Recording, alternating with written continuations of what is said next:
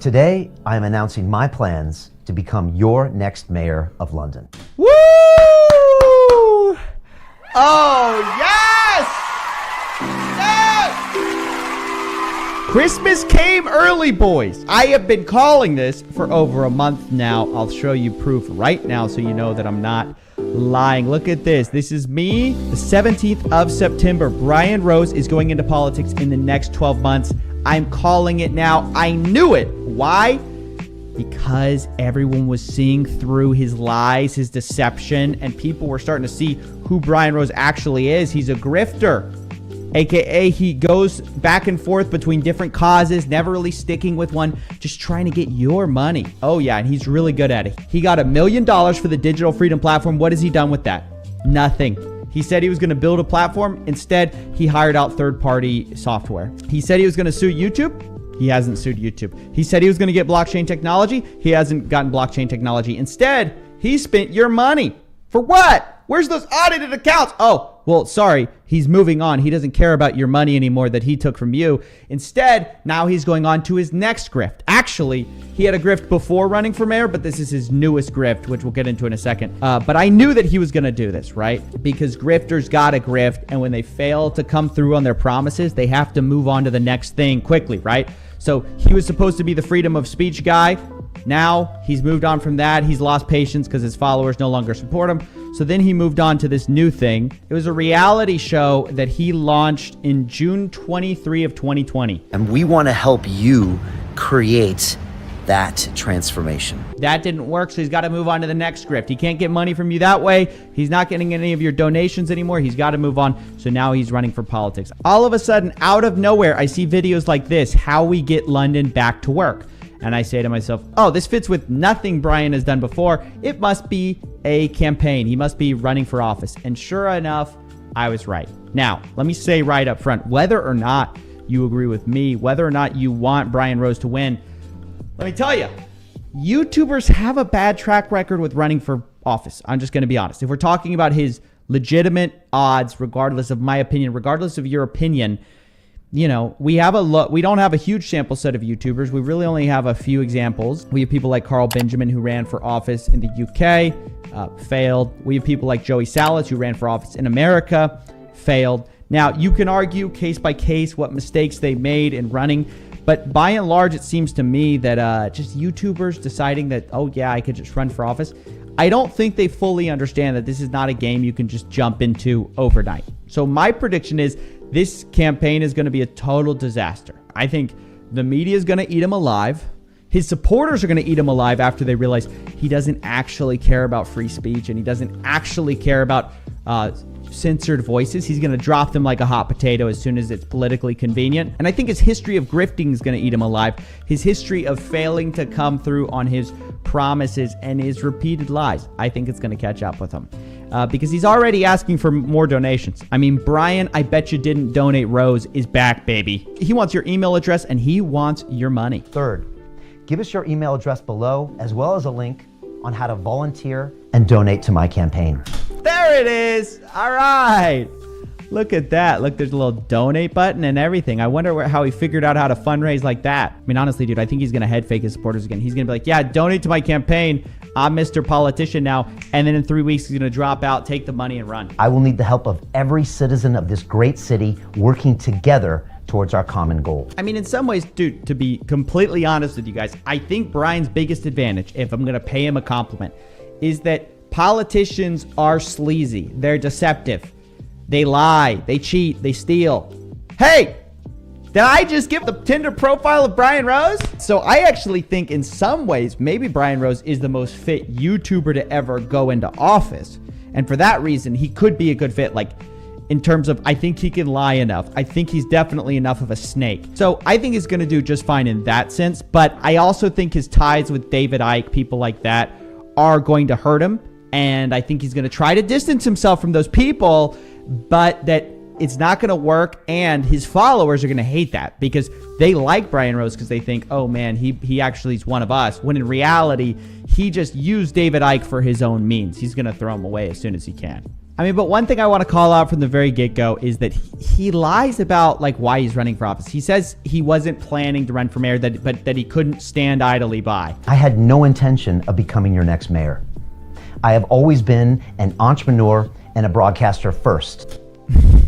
I've always been a grifter, but then I realized politics is one of the greatest grifting games of mankind. And that's why he chose to run for mayor, because he's just scrambling. His business is failing. He needs something to do other than his business because no one believes in him anymore. I mean, if you look at his most recent crowdfunding campaign for, his followers, his grifting campaign, he's only raised $2,500 of the $250,000 he needs in this month. And it's already halfway through the month. So people aren't supporting him anymore. He knows it. He needs something to shift to, which is why he's running for office. That's my prediction. We will be covering this. I'm fascinated, dude. If anything else, it's going to be super entertaining.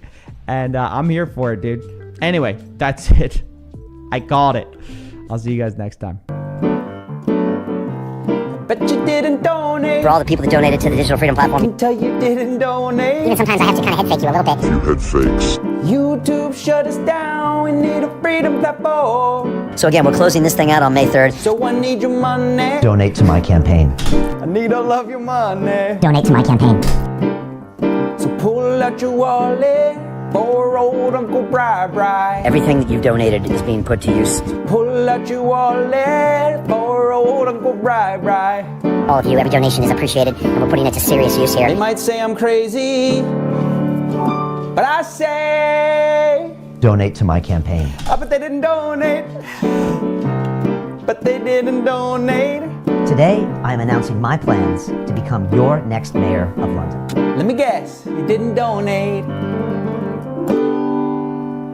Hey guys, wanted to make a short video to speak up for a friend of mine who's been silenced and doxxed and blackmailed and threatened by two YouTubers who are much bigger than him, and I feel like he doesn't have the platform to defend himself, both in terms of his audience reach and in terms of the fact that anytime he posts a video, it's immediately copyright striked. And so I want to speak up on his behalf. And I'm going to try to keep this short so I don't bore anybody. A longer video detailing the full story will eventually be made, but I don't have time to do that right now. And given that this is a fast evolving situation, I thought it was important to get this video out. Two large YouTubers, one with 400,000 subscribers and one with 700,000 subscribers, each played a role in doxing, blackmailing, and threatening a much smaller YouTuber named Trend Black. A few days ago, one of them released his full name on a webpage that was designed to try to make sure that he never got a job. That was preceded by several days, even months of threats. I was part of some of those exchanges as an intermediary, and I tried to prevent this dox from happening and tried to explain that this is not the action that should be taken. But let's be clear about how we got here. We got here because Tech Lead, a YouTuber, did not like one of Trend Black's criticism videos, and he copyright striked that video and eventually two videos of Trend Black's channel. Eventually, he would release those claims, but not before Trend Black was forced to give up his full name. This information was then passed off to another disgruntled YouTuber named Matt Tran, who Trend Black had also made a critical video about. Matt Tran was very angry, and in December, they both told him that unless he removed his videos, they would be doxing him. I asked Matt Tran if he thought that this was blackmail. He initially said it wasn't, but ultimately agreed with me that that's exactly what it was. Was going to come, and he made a choice, and his choice was to keep the video up. Well, And my choice was to make that do you article. not think it was blackmail? I don't see it as blackmail at all. I'm looking at the definition right now. I want to be clear here. But it says blackmail is the act of coercion using the threat of revealing or publicizing either substantially true or false information about a person or people unless certain demands are met. I mean, it's textbook, like it is blackmail. I want to be clear. Now, whether you think it was justified blackmail is another thing, but it is blackmail. I mean, it sounds like textbook blackmail to me, yeah. Eventually, it was decided that they would not dox him, but a few months later, Matt Tran independently changed his mind and decided to dox Tran. And let's be clear, where did this name come from? It came from YouTube's garbage copyright system, which allows anyone to get private information about you with literally no evidence that what you posted is theirs. You can go and submit an abusive takedown request of any video on this platform, and you will receive that creator's full name, address, and phone number. What insane world do we live in where that's acceptable? It's not acceptable. And that's exactly what happened. And that's how TechLead got his information. And ultimately, that's how Matt Tran got his information to eventually dox him. I asked Matt Tran if this is indeed where he got the information from. Let me ask you, did TechLead get, or did you get the name from TechLead? Yeah. Yeah. To add insult to injury, now Trend Black is put in a position where his full name has been doxxed due to YouTube's absurd copyright system, due to TechLead's absurd abuse of the system. But now after posting a video about it, that video was then falsely taken down by TechLead. The video that Trend Black posted had zero footage of TechLead in it. And guess what? TechLead claimed that video, so no one can see it. He's damage controlling to prevent the information that Trend Black was doxxed, using the same system that he used to initially find the information that ultimately resulted in the doxing of Trend Black. This is absolutely unacceptable, and I wanted to speak up to tell people that enough is enough. Now, the last thing I want to say here is addressed to all of you watching who are not Team YouTube. Please do not go harass anybody involved. This situation is hard enough as it is without people going and doing stupid stuff they shouldn't. The point of this video is to highlight a broken copyright system that allows way too much information to be shown. Yes, it was a terrible, horrible thing that Trend got doxxed, but let's not go eye for an eye. Instead, this is a job for YouTube to solve. It was their system that was used to dox Trend Black, and they should ultimately be the ones to decide what kind of penalty, punishment, or anything like that is ultimately done. And honestly, the whole system needs to be reformed because it is way too easy to get way too much private information about someone that can be used to dox them or worse.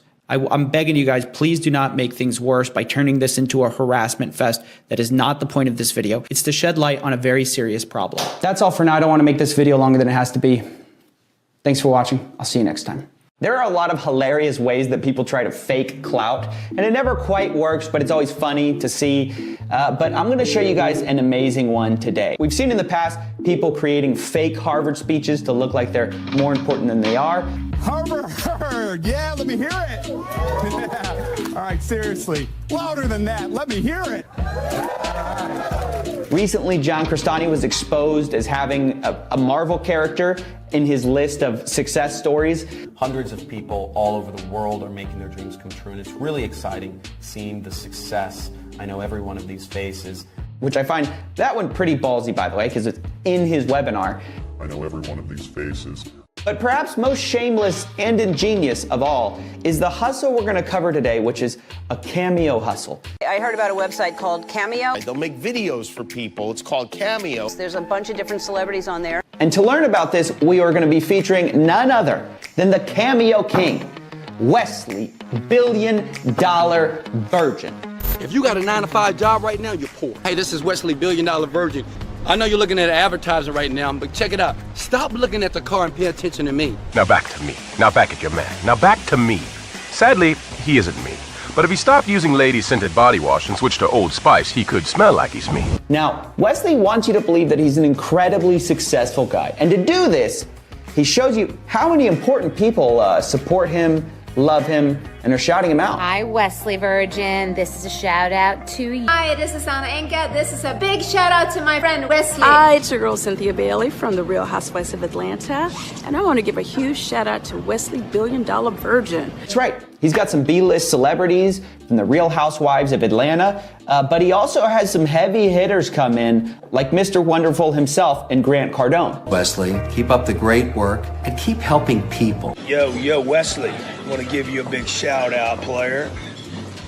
I heard you're doing some good stuff where you is. While it may seem initially like a mystery why all these people are shouting out a relatively unknown internet marketer, it suddenly becomes clear what's going on when you start to realize that all of these people that I'm showing you have one thing in common. Hi, I'm Bethany Frankel, and I'm so excited to be on Cameo. Hi, this is Anna Enka. You can find me here on Cameo. Much love. You want me just to holler at you, shout you out, shout out your business, whatever it is you want. I'm here to get the people what they need. Hey, if there's somebody out there that you're thinking about, a special person, maybe a son, a nephew, $1 billion virgin. Yes, they're all featured on Cameo. I mean, think about how crazy this is. This guy is hiring out cameos to make himself look like he's known by all these people, posting it and going, look at who shouted me out just because I'm such a great guy. He paid for it. He paid. Yo, Wesley, I want to give you a big shout out, player. You know, in high school, when like somebody would fake having a girlfriend that was from another school, this is like kind of that. It's like paying someone to go to prom with you or something like that so you can seem cooler than you are. It's so shameless that it's almost beautiful in a certain kind of way. And you know, I'm not one to hate on the hustle, which is why rather than just dunking on this guy all day, we could spend another 5 minutes on it. Instead, I wanted to help you out, Wesley, because I know times are tough. Maybe those sales pages aren't converting as well as they used to. So I got you a second cameo from one of my favorite cameos of yours, Anna Anka. She shouted you out before, but I told her that you needed a little pick-me-up from your Sifu, from the guy that you learned everything from. Okay? So, Wes, this is for you. Hi Wes, this is Anna Enka, your Sifu, Coffeezilla, asked me to tell you to listen up, stay on the grind, and don't forget to smash like. Ladies and gentlemen, time for a little bit of positivity. I know, something that I hate to do on this show, guys. I see positivity, I go, ah. But it's time because I focus a lot on the scummy side of this industry. I feel like some of you guys know what I don't like. Do you know what I like? Even though I tell you guys, don't listen to old Steve, don't listen to my advice. I'm just another idiot on YouTube. Just like all these gurus, they're idiots too. I'm just another one of them, right? I'm just another idiot. I tell you guys not to listen to me. I know there are some of you who are dumb enough to do it anyway. So if you're going to listen to me, you might as well know what I think about a few things. Because some of you have said, privately you reached out to me. This is some of the 13-year-old bot army. You reach out to me and you say, Stephen, I want to be an entrepreneur, but I know that you don't believe in that. And I go, whoa, what do you mean I don't believe in entrepreneurship? Or they go, Stephen, you know, I want to invest in self-help. I like self-help, but then you just seem like you're against it. And I'm like, wait, no, I'm not against it. And I realized one problem. When you talk about the negative a lot and you don't spend as much time talking about the positive, people can misconstrue you to be negative about everything. And so I wanted to be clear that this industry has really perverted a lot of really good things that otherwise I'd be a really big fan of.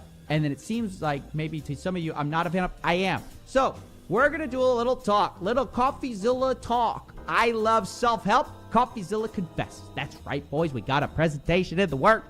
Let's go. Expectation. We're just going to do a lot of expectations versus reality. Right, guys? A lot of people say, Steven, you're so against self-help. Reality? I'm against predatory gurus who promise quick, get-rich-quick solutions. I actually love self-help. I don't know if you guys know this. I'm a big fan of self-help. It, you know, when I was a young lad, it helped me. I mean, I think it's a phase everyone goes through, honestly. Everyone goes through a self-help phase. You take some lessons, learn about improving yourself, and you apply them throughout your life, but you don't need to be, like, reading self-help books forever. I think you get, like, the general key takeaways, and you kind of move on with your life.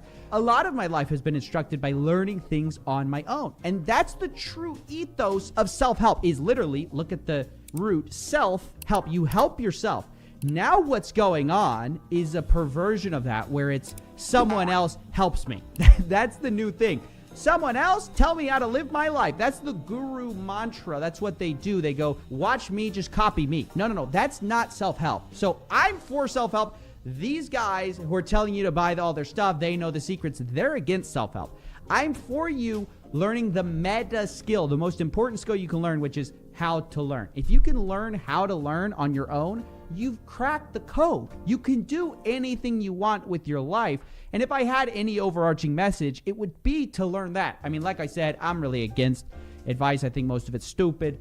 But if there was ever a good piece of advice, it's learn to learn. So one thing that I did as a kid was when I was younger, I taught myself to play piano, right? I have a keyboard at my house. And that skill has helped me throughout my life, not because I'm a professional piano player, but because learning how to learn piano taught me how to do well in college, how to do well with a YouTube channel. I learned to learn. And here I'd like to recommend the book, The Art of Learning by Josh Waitzkin. Great book. It's about this skill. Pick it up, guys. I'm very pro this. What I'm not for is this treadmill of like course, because I think it's not actually teaching you the meta skill of how to fish. So wanted to be clear about that, make that very clear. I'm not anti-self-help. I'm very pro self-help, the true kind of self-help. Number 2, you're against investing in yourself. Also, not true. I know you guys might think, oh, Stephen, he doesn't want me to spend any money. No, it's just stupid money that I don't want you to spend, right? It's just spending your money in stupid ways. If you have like millions of dollars, none of this applies to you. These guys pay $12,000 each to sit in that chair. I look over there, I'm like, man, they're crazy. Let's say you're like most of us. You don't make a ton of money. You need to budget appropriately. Well, a guru would say, spend your last $1,000 with him. Grant Cardone literally said that. I got my last grand, dude, and I got Christmas coming. Should you spend it on this? Absolutely. I would tell you the same thing. What I'm for is I'm pro-investing, anti-spending, right? Everybody knows there are good investments, there are bad investments. For the same price that you could get one Grant Cardone thing for, the Grant Cardone special, right? You can get a gym membership, you can pay rent that month, and maybe you can afford groceries. All for the same price. Now, let me ask you guys, what sounds like a better deal? I'm just telling you guys with these gurus, a lot of these guys, first of all, a lot of them just scam you outright by not giving you what they promised. But even the ones who are giving you something, maybe they are a businessman. What is the ROI on spending $1,000 when, let's say, you only have $1,000 in your bank, $2,000 in your bank account? So I guess, call me old-fashioned, I'm like pro-frugality. Anyway, let me just put another reminder that this is all just dumb advice, right? Don't listen to any of this, but if you're gonna listen to me, at least understand what I think. Expectation 3. You're against following your dreams. Oh boy, did I get a lot of emails this week after my debate with Billy G. People like, Stephen, you're against people following their dreams. And it's like, no, you idiot. And I'm sorry, but I've been trying to preach this forever. I'm not against people following their dreams. I followed my own dream. That would be so stupid. I wanted to be a YouTuber. I got my engineering degree, and then I went to become a YouTuber, and I'm doing the YouTuber thing. I'm literally living my dream. So I could not be more or less against people following their dream. What I am is pro statistics and reality-based decision-making. I'm not going to be your buddy to lie to you and tell you you have a good chance as an actor. I'm not going to lie to you and tell you as an entrepreneur you have a great chance, because the realities are what the realities are. I'm also not for like saying, oh, it doesn't matter. Statistics don't matter. They do matter, which is why you have to make evidence-based, reality-based decision-making. I still chose to become a YouTuber, even knowing that it was unlikely. But I didn't delude myself into thinking that I'm for sure going to make it. That would be stupid, and it would produce bad results on average by definition. So guys, again, if you're out there, if you're dumb enough to listen to me, let me say, I don't think you should not chase your dream, right? Just understand what your dream entails. Maybe get a safety net. It's not crazy to have a safety net, right? That's why I finished my engineering degree before chasing my dream, is I knew that if the dream didn't work out, I could always fall back on something, right? And so far I haven't had to fall back on that. But, with canceling being what it is, I might get canceled tomorrow. And in that case, at least I'll have my engineering degree to fall back on. I picked up a lot of skills in the meantime, but that's my point, guys. I'm not anti-dreams. Then finally, you're anti-rich people. You can't imagine how often I get this. Oh, you're just a hater on anybody who makes money. You just want everyone to be broke. False. Of course, it's false. I have all sorts of people that I look up to. People who've changed industries, like the memer Elon Musk. Say what you want about him. He's, he's a little sketchy, but he really has revolutionized industries. Sam Walton, same thing. You can find problems with the man, but he revolutionized commerce with Walmart, right? Amazon, Jeff Bezos. There are people who are changing the world in a good way and at the same time enriching themselves.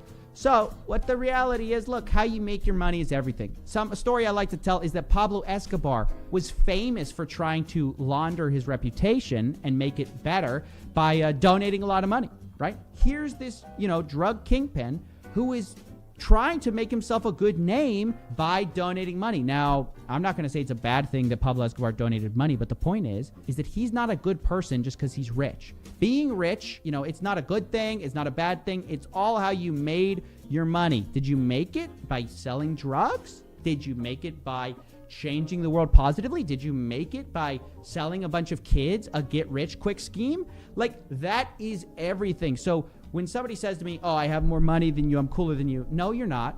And I'm not better than anyone else that I make more money than. It's that doesn't matter. What matters is, how are you affecting the world? I look at people who are running nonprofits like the Khan Academy, right? I look at people like Quincy Larson, who's running Free Code Camp. They might not make as much money as a guru, but in my opinion, and I think a lot of people would agree, they're doing way more to change the world in a positive way.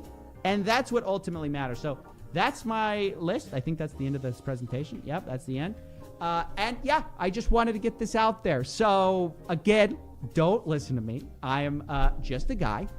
But if you're gonna listen to me, I don't want to hear this stuff, you know, get messed up, because the truth is that I'm not anti-self-help. I'm not anti-investing. I'm not anti-following your dreams, and I'm not anti-rich people. What I am is, pro-frugality, pro... You guys tell me, I mean, if I'm wrong here, but I don't think there's ever been a fundraiser that started asking for $100,000 and ended up asking for $4 million each time with some new little stretch goal, each one being a little bit more than the last one. I've just never seen anything like this. I made this GIF in the last video and I thought, I wonder if that's a bit of a cheap shot. But now I don't think it is. If you don't know, guys, London Real on April 21, like literally a few weeks ago, he just started his digital freedom platform and was only asking for $100,000. Now, that goal was quickly met and stretch goals were created because, we got to raise more money. We got to raise money through the end of the deadline here because we're only fundraising till the Rose Ike stream, which was their big event.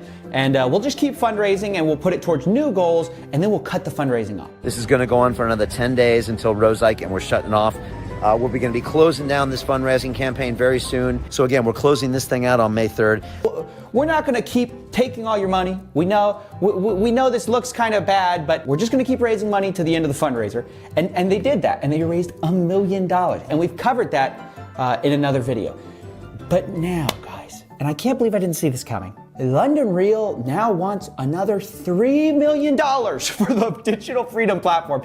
And no, I'm not kidding you. You couldn't make this up if you tried. But now London Real, after saying that he was cutting off the fundraising, we're cutting off the fundraising in previous videos, not even a few weeks old, now he's asking for $250,000 a month from the London Real Army in order to maintain the platform. Oh yes, even though the platform is just Daily Motion and Decast, no. Now we need another $250,000 a month for the next 12 months in order to do this. Because you know what? $100,000 wasn't enough. Oh no, $100,000 wasn't enough. In fact, it seems like pittance now. That won't even cover 1 month of the digital freedom platform. $1 million wasn't enough. Now, Brian Rose is asking for a total of $4 million from his followers, all to be raised. Now, do these followers get anything besides a t-shirt, a few things like this? Do they actually get any stake in this platform that they're literally, spending all their money on?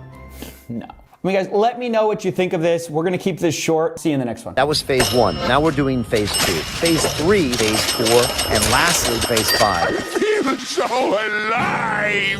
Cha-ching, cha-ching, cha-ching. We're closing this thing out on May 3rd. This is going to go on for another 10 days until Rose Ike and we're shutting off. Well, why are you doing this and why are you doing this and this doesn't seem right? Guess what? I can't tell you everything. If I had told you everything, Sunday wouldn't have happened. So unfortunately, even sometimes I have to kind of head fake you a little bit. I don't know if this is a popular opinion or not, but I love when liars get caught. And I'm talking about a certain type of lie and liar. I'm not talking about like a white lie here or there. I'm not talking about a lie to, make someone feel better. I'm talking about self-serving lies that are supposed to make you look good. And this takes many forms. Photoshop on Instagram and then claiming you didn't Photoshop a picture, you're lying. You're lying to make yourself look good. And in the process, you're bringing down the self-esteem of everybody else because they think, oh, that's not Photoshop. When somebody takes steroids and says they're all natural, that's not only self-serving, it also hurts everybody else. So I love when that stuff gets called out and caught. So forgive me, but I wanted to spend today talking about Dan Bilzerian, the king of Instagram, 34 million followers, such a popular guy.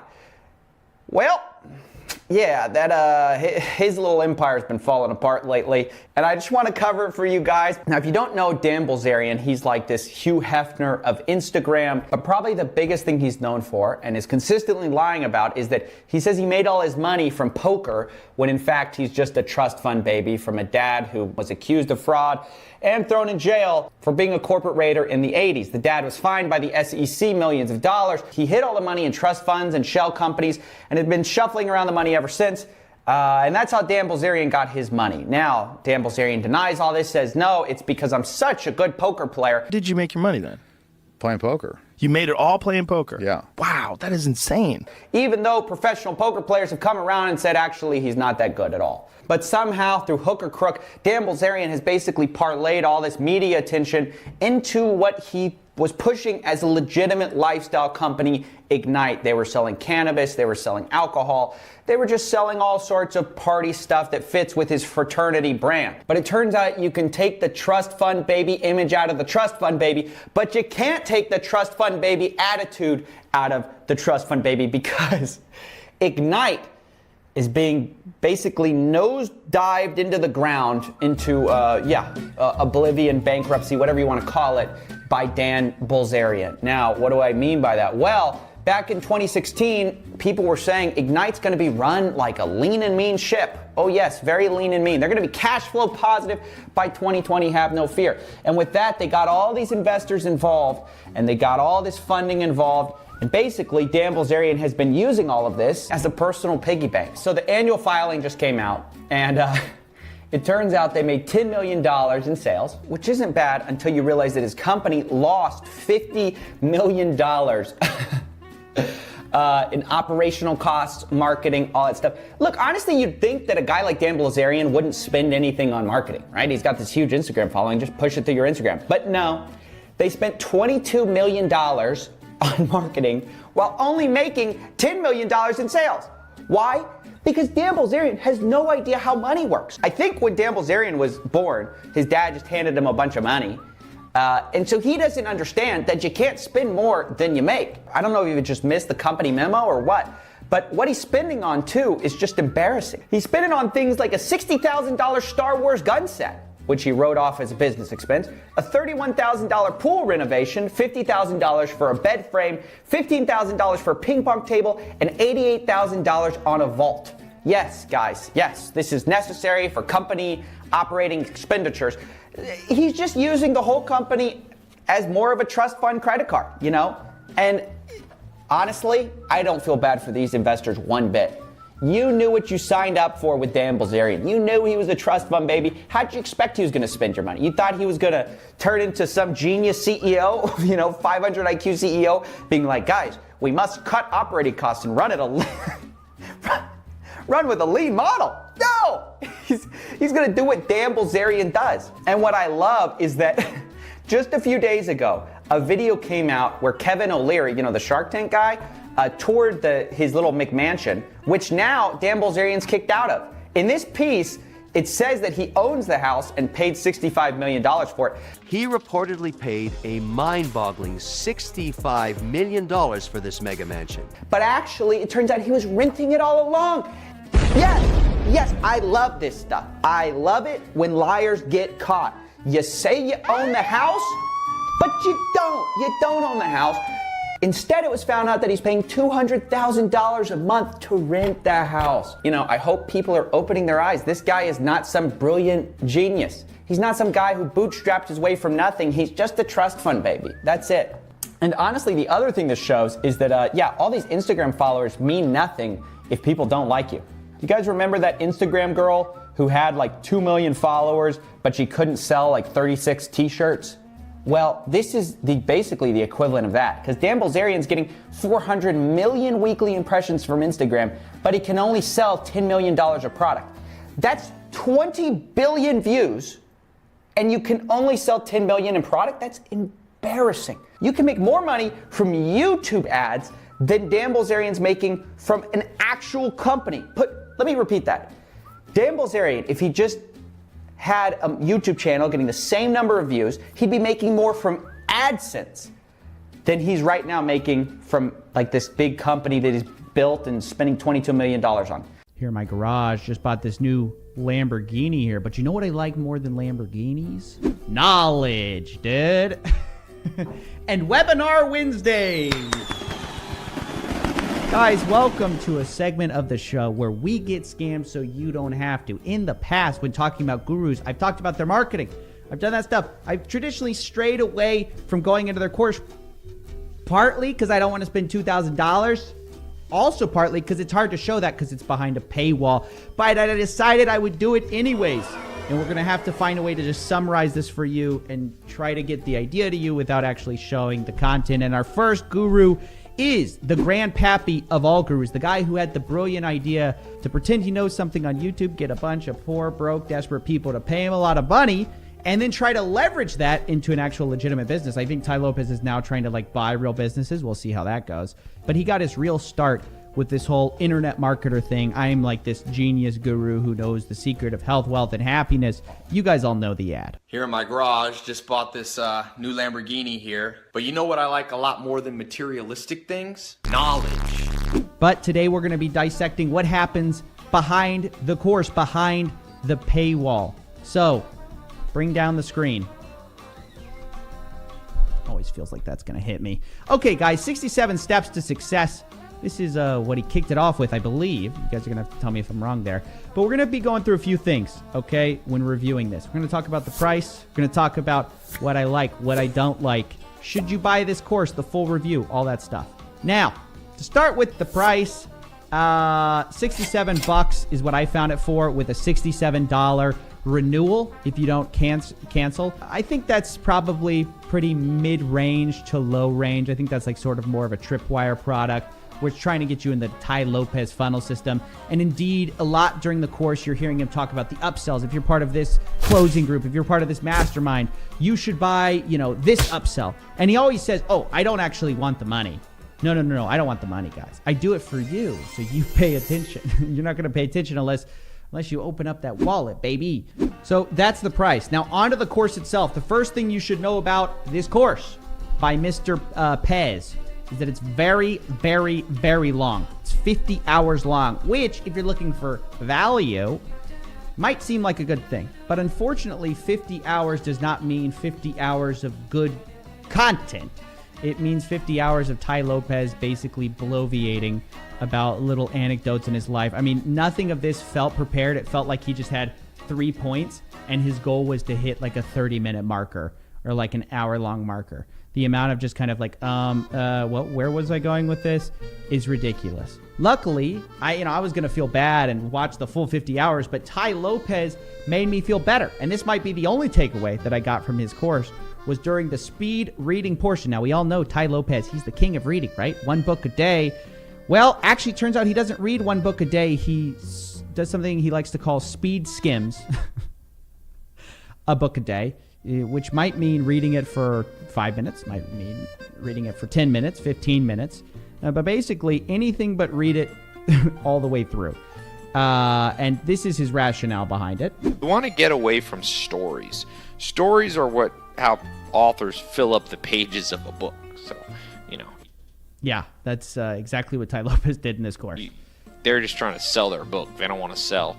Most authors could write a 10-page book with everything they know, the cliff notes, but they don't want to do that because they can't charge you $20 for it.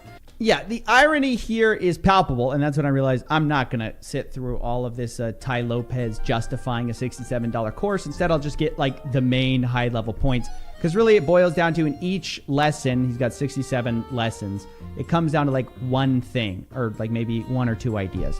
And this is where we come to, I guess, the good thing and the bad thing of the course. Now, What do I like about Tai Lopez? He encourages reading. I'm never going to hate on a guy that encourages reading, baby. It's the best mechanism to self-improvement. It's what I tell you guys to keep doing. I probably don't say it enough. If you have a library card, you don't need any of these idiots, right?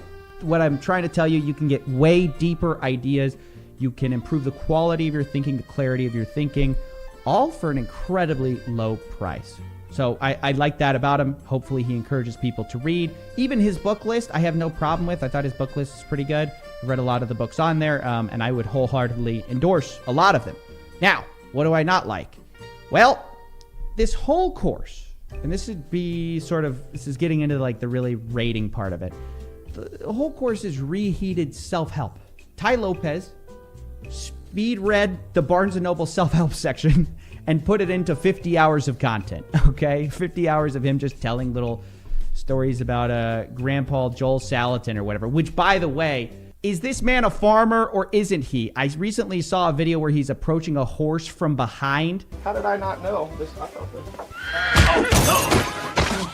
But we're supposed to believe he's a farmer because he's got a hat on. Like, I'm not even a farmer, and even I know that. Look, can I be a farmer too now that I put a straw hat on? This is ridiculous. But anyways, that's the biggest problem, is that if you've read self-help, if you've cracked open 3, 4, 5 books from the self-help section, you already know all this stuff, and you have it from the source material, where people have spent years crafting together, like, the amalgamation of decades of experience, right, into 1 or 2 really crystallized ideas. Or you can have a guy who read it for 15 minutes at the breakfast table regurgitate it to you over an hour. I mean, I think the difference is clear, and this is like where the value proposition becomes kind of weak, is that really he's just regurgitating ideas all the while saying that you should read. But if you read, then the value of Tai Lopez's course basically goes to 0. And if you just listen to summaries, then you're kind of doing what Tai Lopez is saying not to do, which is to be a dilettante. Another incredibly ironic part of this course is he talks a lot about how you need to drink deeply from the well of knowledge. But Tai Lopez seems very interested in not drinking deeply from the well of knowledge instead of drinking very widely from the well of knowledge. I don't know. Don't become a dilettante. And now the next thing I want to talk about is listening to dilettantes. See, dilettantes are usually the loudest. Oh, by the way, if you guys don't know, dilettante is a fancy way of saying amateur, someone who's just just skimmed the surface. And Tai Lopez's literal approach to reading is speed skimming. So his message is don't listen to dilettantes, don't be a dilettante, which I agree a lot with, but the problem is that Tai Lopez is a dilettante telling you not to listen to dilettantes.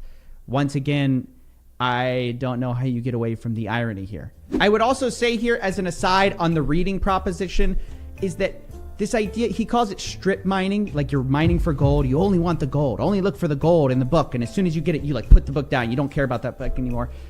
I think it applies to like a certain class of business book, but honestly, most self-help isn't about getting as many ideas into your head as possible, which I think is what he does. He like conflates just reading a lot of ideas with being really smart. But in actuality, it's internalizing those ideas and applying them to your life that is the only thing that matters, which is why a lot of people can watch hundreds of high-class performers share their biggest ideas and they never become a high-class performer themselves, is because you can take in ideas without actually getting out of it what they're actually saying. You're not actually internalizing the ideas. And I think strip mining is the absolute way to make this mistake, is by not really spending time in the idea, like literally just like, oh my gosh, what's this? This is what his idea of speed skimming is. It's like, oh, look through the book. Oh, got that book. It's gone. That's the idea. It's a little dumb. I think there's a time for reading broadly, but eventually if I'm getting actually what he's saying, like you should actually read deeply, then that's not how you do it. So felt a little confused there. Now, if you find any of this ironic, you're not the only one. And I think the best way I can explain it is that you could actually learn a lot from Tai Lopez, I'm not joking, by watching what he does, not what he tells you to do. So I think if you watch his original ad, here in my garage, you could learn an amazing amount about sales and marketing from that, right? From that. If you actually read like Tai Lopez reads, because even though he obviously skims a lot of books, he is well read, I think you'd be fine. I think you'd do well. I think the problem is that what Tai Lopez does and what he says to do are two different things, which leads to a very interesting thing when you're watching him tell you his life advice. Because you're kind of like, oh, wait, didn't you do that to us? Oh, wait, aren't you using these tricks on us? Like, take, for example, his part where he's saying, don't be the sucker in the room, while talking to a bunch of people who bought some reheated set of ideas that were from a bunch of people that they should have just read instead of watched Tai Lopez's course. What, beyond you just consciously going, I'm not going to be the sucker in the room, right? You make that conscious decision. It doesn't mean you won't be the sucker. Like, I can't explain to you how funny this is to me that he's saying this, but okay, let's keep going. Conscious changes are, well, like Freud said, the mind is like a iceberg. 90% of it is below the water in your subconscious. So, the Lollapalooza effect. Now, He's really jumping around here. What he's quoting now is a Charlie Munger thing. Lollapalooza effect. Basically, it's the idea that cognitive biases stack on top of each other to produce a much greater result. Small biases can stack on top of each other. And he's going to basically say, don't do it. Don't avoid Lollapalooza effect moments, okay? talk about this a lot in the ultimate closing system, sales, greenbelt stuff. And you might not be in that. If you're in an entrepreneur, another you upsell. definitely should check that out because it's the best thing. You always lose at an auction. Think of what happens to you. You walk into an auction, there's a person on stage. Stat is the authority bias. So automatically, even subconsciously, they are perceived by your subconscious as an authority because they're literally physically above you. Then they're doing things like going once, going twice. They're creating scarcity and urgency. Like, ooh, if I don't buy this right now, I'm gonna lose it. Even though it's something you've lived your whole life perfectly well with, perfectly well before you even heard of it. Still an influence on you. All these things added together create what Charlie Munger has coined the Lollapalooza effect. And the Lollapalooza effect is a force too powerful, a coalescing of multiple biases all at once.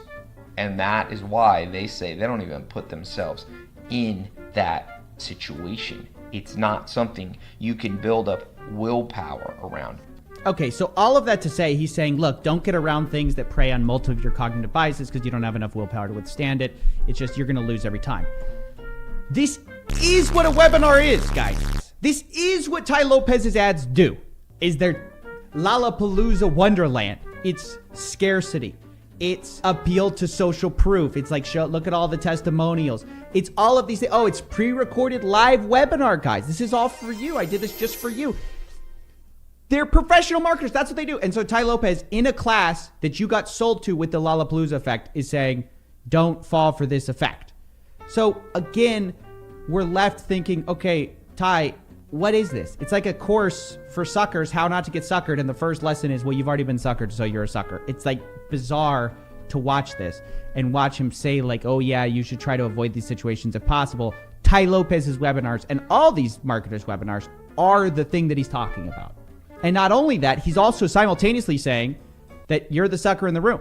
So yeah, that's how I felt this whole entire course, rich with like sort of irony.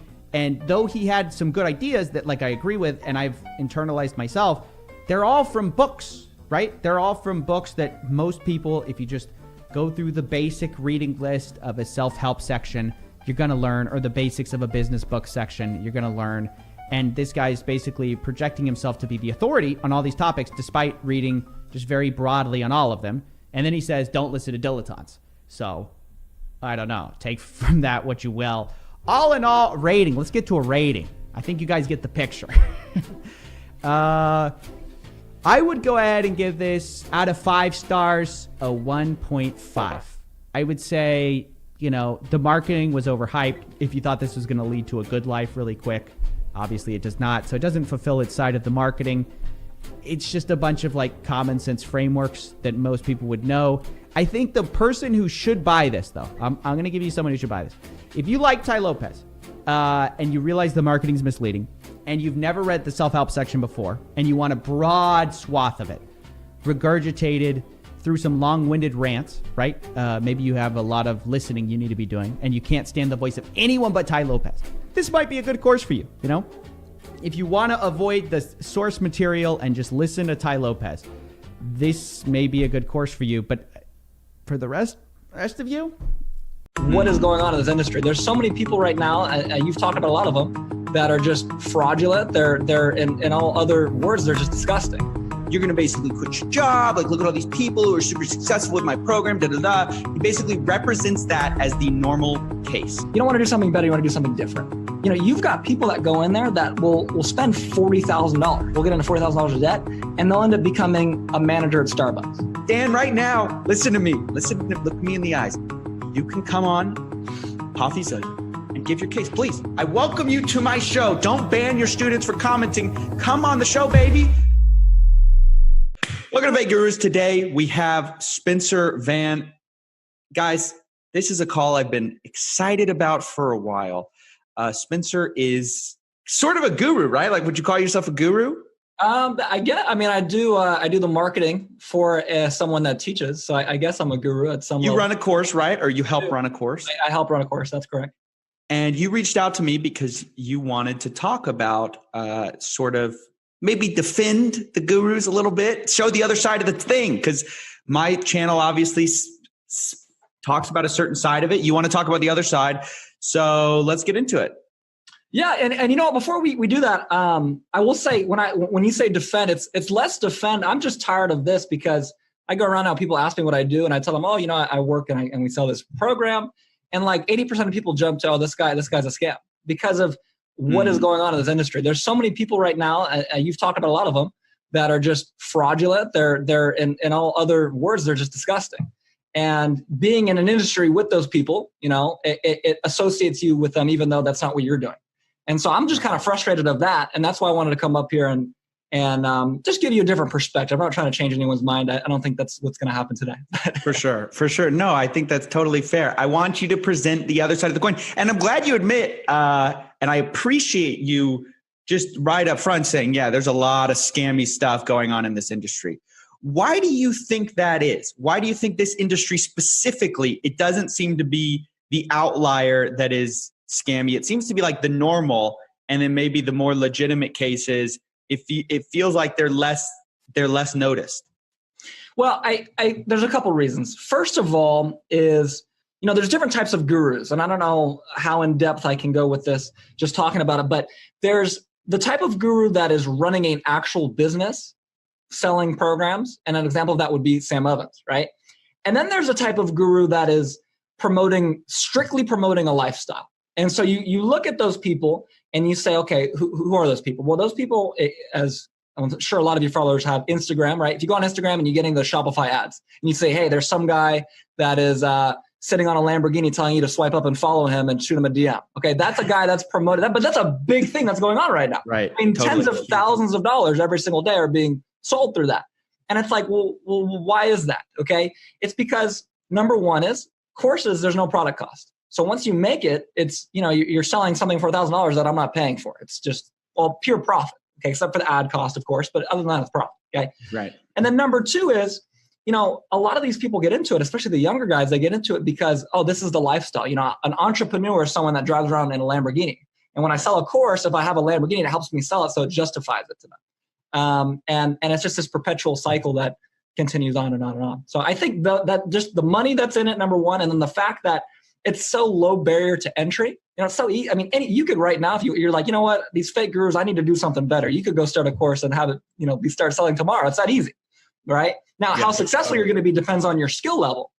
But at the end of the day, actually getting into the business is not that difficult. You know, there's very low barrier to entry. So right. You just launch a webinar, you get the ClickBank, account, all that kind of stuff. You hit the ground running, run some ads. I mean, if that, we talked about the DM thing, but I mean, for God's sakes, you know, you talked about Jet Set Fly, and like, what did he do? He just went to an event and spoke for an hour and made or a couple events and scammed $500,000 worth of people. You know what I mean? So it's like, you don't even need to forget the webinar. The webinar is hard. Forget that. Just buy some fake followers on Instagram and send some DMs, and you made a couple $1,000. I mean, it really is that easy, unfortunately, but it is. So yeah.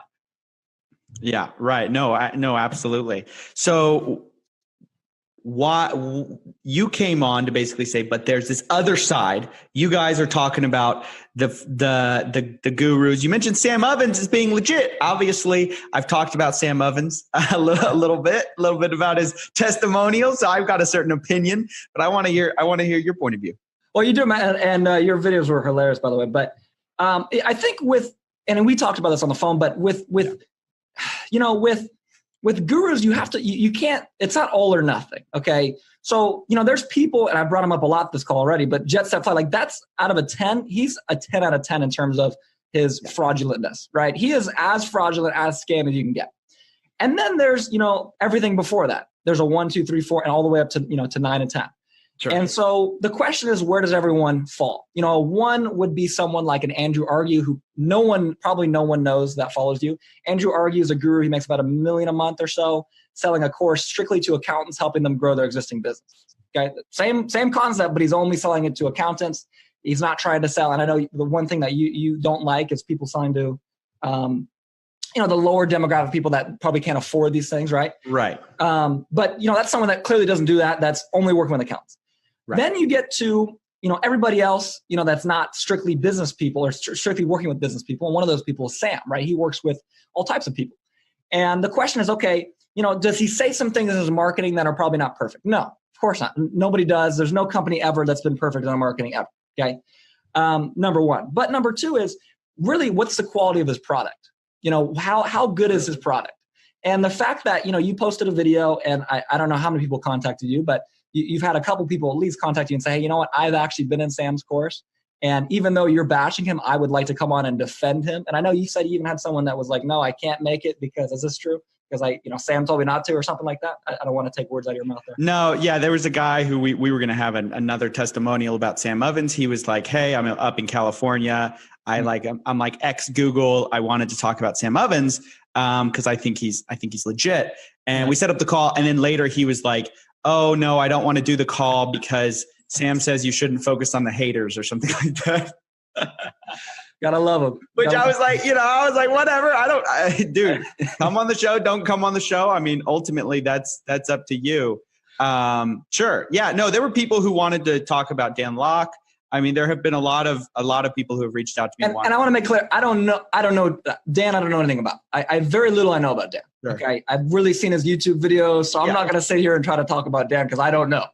But right. Sam, I know a lot more, and then obviously Becker, I have a very close relationship with him, and those guys, from what I've seen, okay, everything that I've worked with them on has been legitimate. Their products have gotten me personally results. I've seen them get results with other people. Are they perfect? No. Okay. But on the scale of things, they're nowhere near a 10. They're nowhere even near a 5. I would put Sam at like a 2.5 or a 3. I would put Becker at a 3.5, 4, strictly because his ads are a little bit crazy, as I know you've seen. So yeah, sure.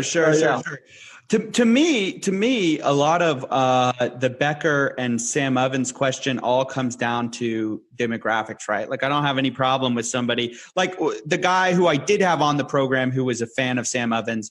I have no problem with someone like him, getting a Sam Ovens course. He has like a master's degree in marketing. He has a marketable skill, and he's created a consulting business out of it. Sure. But the other guy who came on, who didn't get results, he's talking about how Sam Ovens just basically takes anybody and regurgitates course information from a bunch of books. So that's the part where I'm like, how is this course justified charging $2,000 all based on the marketing idea that I'm going to get you from step 1, 0 to step hero. I mean, that's mostly what I have a problem with. Mm-hmm. I agree though with your core contention, which is that, hey, this guy isn't as bad as someone like Jet Set Fly, who's literally, being fraudulent, causing, taking literally scraping people's last dime together and getting him in the course. I would really like to see, look, to me, I think these gurus have taken it for granted that they should just be assumed to be legit and fair, whatever. And I don't think you can make that the guru industry so bad that I think gurus should start proactively basically saying like, look, these are the demographics I'm targeting. Let me just be transparent with you guys. I'm not targeting people who are making less than X dollars a year because I don't think they should be a good fit for my course. I think they should start if they have such a thing. You can't blame people for being skeptical of an industry that is so rife with predatory behavior. I think skepticism should be the norm. And you should wait until basically, especially when it's a $2,000 course with like a $2,500 upsell and then another upsell after that for actual one-on-one consulting. Right. No, and first of all, I think what you just said is right. You should never, like, if you're going to buy a course, if someone's, Becca always says this, if someone's online yelling at you on how to make money, you should be skeptical. And he says it in his ads for a psychological reason, but it's true. Like you shouldn't be like, you know what? I'm not really sure about this guy, but let me just send over 2,000 and we'll figure it out later. Like you should know this guy is legitimate. Okay. The problem is now, and this is a multifaceted problem because what you just said is that everyone should have skepticism. That's true. Right. The other hand is now there's so many fake gurus that now the people that can actually help people get pushed out of it. That's the problem. Because there's so many, like you talked about, and this is something you brought up, and I wanted to bring this up today. With Jet Set Fly, I talked about, okay, well, why don't you talk more about guys like that instead of guys like Sam Evans? You said, well, yeah, Jet Set Fly, as you mentioned, is clearly a lot more fraudulent, but Sam has touched a lot more people. Right. Right. For everyone who's listening, me and Spencer had a call previous to this. We're kind of referencing some of those things said in that call. So just FYI, let's try to build from like the ground up, just so everyone's like fully content. Yeah. I'll give the argument for a second because Spencer 100%. Was basically like, hey, there's so many people that are much worse than Sam Evans. And I'll agree with that. And actually, I kind of said in the 10 red flags video, which was like, look, there's a sliding scale of terrible, right? Generally, I don't think you should be buying courses for people on the internet, but that's my personal opinion, okay? But Spencer's point was, look, why don't you focus on the guys who are like the bigger scammers? And actually, we've got a guy coming, I think this Friday, who's pretty bad. I'm hopping on a call right after this to do exactly that. But what I told him was, hey, look, there's two things that I consider when thinking about a fake guru. One is how fraudulent are they, or how much of a fake guru are they, even if it's not fraud? How much of the false advertising, whatever. And then I said, you also have to consider how many people is this guy bringing in, because I think that affects how valuable the consumer information is. If a guy is super scammy, but he only affects one person a year, I don't really want to waste my time. So I thought Sam Evans was interesting because he's really at the top of the guru game. It seems like he's like one of the biggest. He's him, Becker, Dan Locke. I mean, those are like the three big names. I know there's some others I'm forgetting about right now. Kevin David, that's someone else I want to do, guys. Everyone's been asking for Kevin David. I will get you Kevin David, but that's what the conversation was about. So go ahead, Spencer, pick up where I left off. No, and I'm where was I? I'm with you there, and I apologize about that if I'm referencing things people don't remember. I forgot. No, that's fine. But I guess my point in bringing that up is, you're absolutely right. There's obviously, first of all, when we say Sam is the guy, as I keep referencing this, but he's the guy by a large margin. I'm not going to share his exact numbers because I don't know his exact numbers, but from what I was told from someone that is basically his right-hand man, the numbers that they gave me would put him well above everyone else that I know of, which is, I don't want to say everybody, but I know most of the big players, okay? Sure. At least from a distance, But anyways, sure. So with that being said, I kind of get where you're coming from. But at the same time, here's the thing that's interesting about education versus other products, right? So right here, I have my iPhone, okay? And if I were to sell you this iPhone and it didn't work, you would just refund. You would just, hey, send me back, send me a new one. It doesn't work, okay? Or you would just turn it on and it would start working. Those are the two options, okay? Sure. With education, It's a very unique industry where the customer has to be countered into that, because my information can be the best in the world. And let's say hypothetically, like I go around, I pay tens of millions of dollars to get the best experts in the world and create a course about how to make a YouTube channel, okay, or something like that, right? Right. And I sell it to you for $5,000 and you never watch it. Well, whose fault is that you didn't get success? Like, where's the line that it becomes the businesses versus the customer's fault? And here's the thing, as a business owner, it's always my fault. Like, that's always my rule, because I'm trying to get everyone success. But at some point, logically speaking, there is a line where it says, okay, this is no longer the business's fault. the customer literally did not use the product. Yeah. You know what I mean? So I would say that line? specifically is the line. We can like point in the sand that when a customer is not watching the educational content, that is the line at which point the business should not be held accountable for somebody saying it didn't work for me. And that is where I'd like to push that. I think a lot of times what I've seen in a lot of my guru comment sections, it doesn't matter who it is, they always say, oh, this person didn't try hard enough.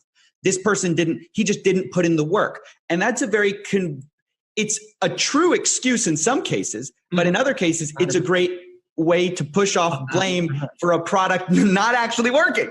And so you're right, it is kind of complicated, but at the same time, I always kind of hesitate because I've had, for example, specifically with Sam Ovens, I had a guy on who was like, yeah, like I went through his whole course and he sent me pictures of like his progress completion bar. And it was like 98% or something. It was something like that. Yeah. And it was like, yeah, I didn't get any results.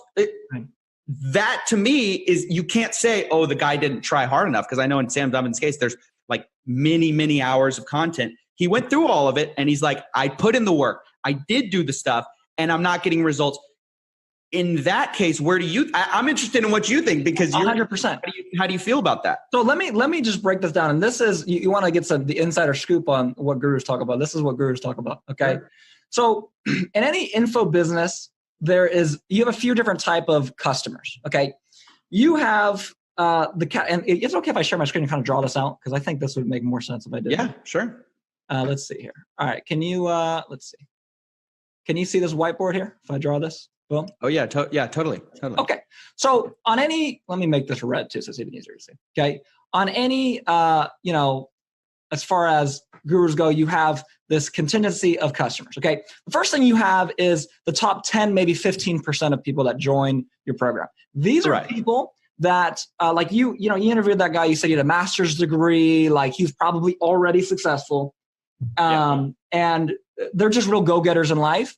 And the question becomes that, see, like as a guru, you can't win because like your point is like, oh, well, he would have been successful anyways because he was already successful. He was already on the path to be successful. He would have been successful anyway, which in some cases is probably true, right?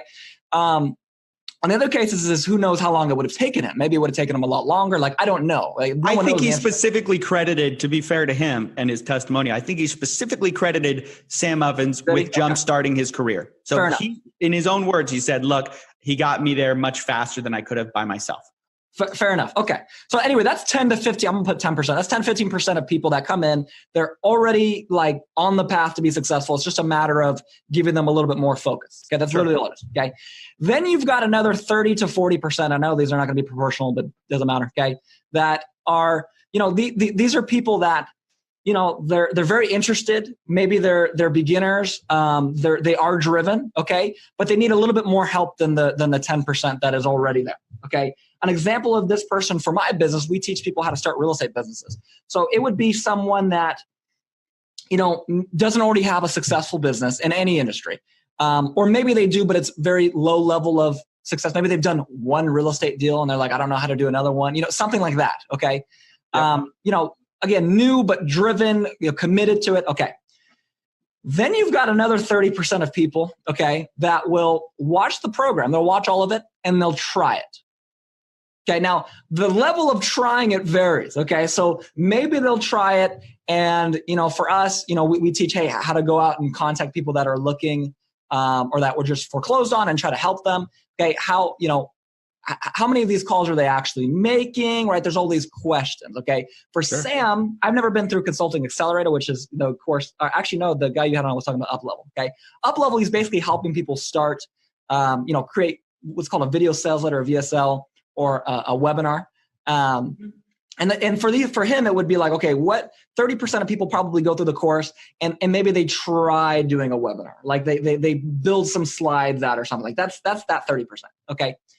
And these are the people that it's your job. If your course is really good, you have to get as many of these people over to this side as possible, meaning that you have to get them to commit and you have to get them to take action. Because at the end of the day, as you briefly touched on, you can watch 98% of the course. If you don't actually do it, it doesn't matter. That's the thing about education. Like you can use the whole product. That's why I brought up the line, because what the line is, where you say, okay, well, the line should be, well, they watched the whole course. Well, it can't be there. Because just because you watch the whole course doesn't mean you don't watch videos and then make money. That's not how it works, right? You have to go ahead and take action. Okay. So that's what, and then you have 5 to 10% of people, and I don't know if these numbers make any sense, but you have the last 10% of people that they're quite honestly, they're crazy. They truly believe that, they're literally, if they watch a video, that they're going to make money. I'll give you an example of this. We had a customer, and I'm not going to share any personal information, obvious, but we had a customer. Is that the last section? Because that would have been 30% of the customers. Is that sort of what you 5 to 10%. If the rest of the percentage will go in split evenly between the two. Again, I'm not doing the math. Sure. No worries. I appreciate the clarification. Okay. Yeah. So anyways, to give you a brief example here, we had a customer who bought our program in October of 2018. Okay, it is now October 2019 as we are recording this. Okay, he went through the program and hopped on. We do 5 coaching calls a week. Hopped on our coaching calls for months. Okay, and then in about April of this year, he just disappeared. We just stopped hearing from him. That was it. We stopped hearing from him. And we have a lot of, so we, it's not like we're like chasing people down. So it's your choice to be here or not. So a couple, literally like probably last week, I get an email. And you always know it's not a good email when someone sends you an email with all caps as the subject line. I'm like, this is not going to be good, right? And I read through this email, and the email, he's like, Spencer, I've gone through this course. I've been on some coaching calls, which was true. He had been on some coaching calls. I haven't had success. Okay, I would like to get a refund. Okay, sure. We have, and I know you want to talk about action-based refunds, which I'm more than happy to talk to you about. Yeah, sure. We have 3 requirements for our action-based. Number 1 is that you complete the course. Because if you're going to buy a course, hopefully you would complete it. That would make sense, right?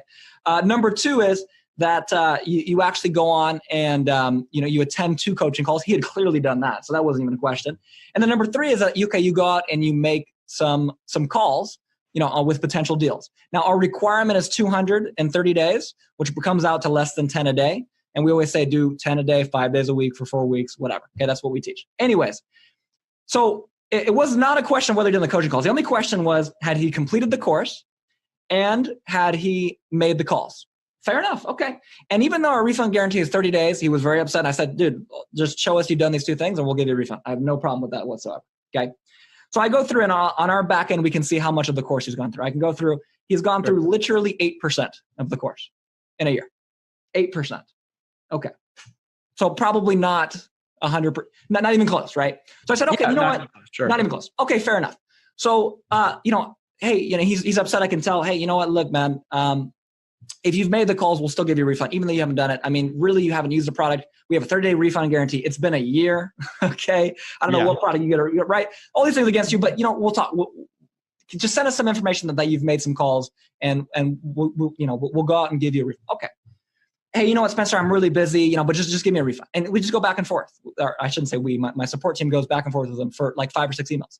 And it's like every time we're like, hey, dude, just send in some information. You made some calls. He changes the subject and says, oh, well, just give me a refund. Well, dude, you're a year into it, right? So what that tells me is he clearly has not done it. If you've watched 8% of the course and, he's made some calls, then why wouldn't he be able to send those in? Yeah, I don't think we disagree on this. This is it, like, if your point is that, this kind of customer will complain, but should not really be allowed to. People shouldn't take their complaints seriously. I completely agree with you. I don't think those are credible complaints. 100%. This is my point, though. My point is I'm trying to figure out with you, because we're complete opposites, right? We're complete opposites on the spectrum. Okay. Which is I love it, dude. I love it. I'm super excited to be on this call because of that. Okay. Yeah. Sure. And because I want to know, in your perspective, okay, hearing that, a true story, where does the line fall? Because originally it was, hey, you know what? If they go through the course and they don't get results, okay, well, there's more than that, right? If they go through the course and don't take the action, then maybe that's where the line should be of when complaints are. If they go through, the course and they half-ass, like, when does it become the customer's fault versus the business's fault that they don't get results? And honestly, it's a genuine question for you. I don't know the answer to that, so I'm asking you. Yeah. I think that's a really good question. Well, I think it depends on what kind of marketing you're doing, what kind of guarantees you're trying to imply, because I know every guru under the sun will have some fine print about, results are not guaranteed, blah, blah, blah, blah. But there are certain implications everybody's marketing is making. Okay. Like the most egregious example is obviously people like Kevin David. Obviously, we're going to do a video on him, but he's always talking about like, you're going to basically quit your job. Like, look at all these people who are super successful with my program, da, da, da. He basically represents that as the normal case. So where even in his case, if somebody doesn't watch his videos, I wouldn't hold that against him. What I do hold against him is when people do try to do the Shopify or Amazon, I think it is Amazon FBA, and it's really not as easy as old David said it was. And they actually give it a real chance. And like some good chunk, let's say 30, 40% of his customers are watching the videos, trying the product and not getting the results. And I think the percentage, I'm giving him the benefit of the doubt there, 100%. Are not getting the results he's promising and paying thousands of dollars in order to enjoy that failure and waste their time.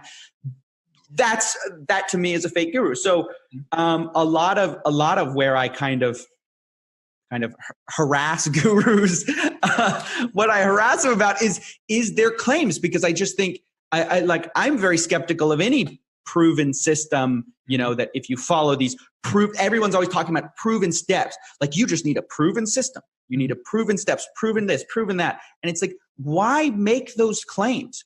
I think a much more honest sales pitch is, look, I have X experience in this industry.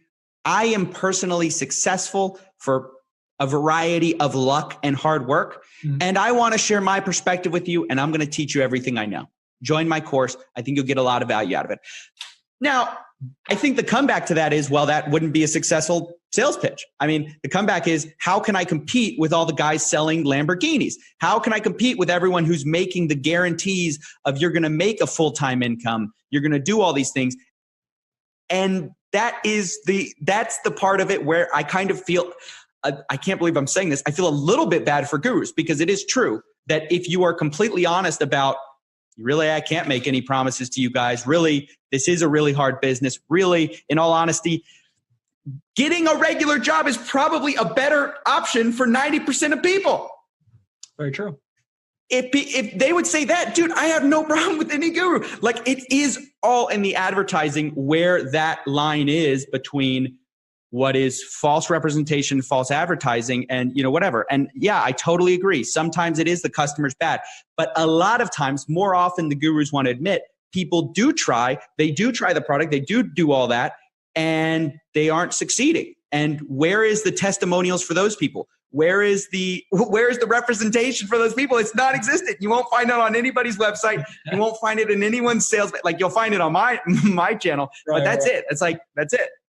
That's hilarious. Dude, you're totally right. I mean, I think that's what we should attack is the advertising. And, again, I kind of briefly touched on how there's two, archetypes that I've seen of gurus. And basically, the two that I've summarized, and I just to give your audience a brief summary, I started this company 2 years ago, November of 2017. So basically 2 years. Before that, I had been in real estate. I got my real estate license really young. I was 18 years old. I don't teach what I talk about, because even though I understand it at a high level, more than most people, I'm not an expert. Okay. I partnered with someone who's done it for 15 years. So just all disclaimer aside, but anyways, I bring that up because, as far as the marketing goes, and this is something, again, we talked about on our call, but when it comes to selling something, like basic sales principles are this: do you buy a drill or do you buy the hole that the drill creates? And the truth is, you buy the hole that the drill creates, right? You're not buying a drill to look at how cool the drill is. You're not like, oh, this is like, most people don't buy like, oh, this is such a cool drill. No, you're like, I want to hang something on my wall. I want to drill in, this screw, and I want to hang it. Okay. Yeah. So that's, with that principle in mind, that is why gurus talk about results. And there's two different ways that gurus try to sell. Okay. Number one, and this is where I am in 100% agreement with you, that these people, they're not necessarily scams in terms of their products or scams, but the way they're selling is very sketchy and scummy. Okay. This is where I'm in alignment with you, is when they sell through what's called significance. So they're selling through, hey, I am X years old and I made X amount of dollars and I'm so cool and I have a Lamborghini and, I rented a private jet. Okay. And like that, when they're selling that way, that's when, for me, because I know this side of the business, that's when my alarm bells start going off, because I'm like, okay, dude, if really what you talk about works, why don't you have people other than yourself that have done it? So that's number one. The second way that gurus try to sell is with success or student success. more specifically. Okay. And that is, hey, like Sam, you watch Sam's webinar, he talks about this a lot. Hey, you know what? We've had X amount of students come in here. We have X amount of results. We have X amount of things. And here's the thing too. I love Sam. I really do. But the thing about Sam, and Sam's product is amazing. The thing about Sam, and this goes with all gurus, I'm not even going to do the math for you. Do the math. Watch his webinar and do the math. He brings up a slide that says he's got X amount of students, X amount of them have become millionaires, and X amount of them have quit their job and whatever. Okay. And do the math. You can figure out the percentage of success in his course. Okay. It's not very difficult. Right. Okay. Sure. He literally has a slide that says, I have this many people in the course. I have this many people that have become millionaires, and I have this many people that have quit their job. I mean, it's not a hidden fact. So that's number one. But anytime a guru is using significance to sell, whether it's a Lamborghini or, I made $1 million, or here's me, like you've been talking about a lot about John Crestani. I quit my job. Yeah, I've been watching your videos about John Crestani. Dude, that's hilarious. Okay, like I don't know what's up with him and the Benjamins. Okay, I don't know what's going on with that. No offense to John Crestani, I've never met him, but he seems like a great guy. I don't know. Okay, it's a little questionable. Okay, it's a little questionable. Okay, but I genuinely don't know, so I don't want to rag because I don't know. But from what I've seen with the Benjamins, it's just a little weird. Okay. But yeah, I mean, when that's the way that you're selling something, because that's the equivalent of being like, hey man, I've made $1 million, so buy my iPhone. It's like, that doesn't even make sense. They're not even correlated. Like just because you're teaching someone how to make money, like they're not correlated. You know what I mean? Mm-hmm. So, so that's red flag number one, but I'm sorry, does that really answer your question, or is this more of an open debate? No, I mean, I think we like pretty much agree on that point. It's like, I do think it all comes down to the advertising, and I do have a little bit of sympathy. Okay. Cause I know I can put myself in the perspective of, okay, let's say Coffee Break had a fake guru course, which I'm not ruling out. No, I'm just kidding. Let's say I had a fake guru course. Okay. Guys, just dream about that tonight. The $2,000 Coffeezilla fake guru course.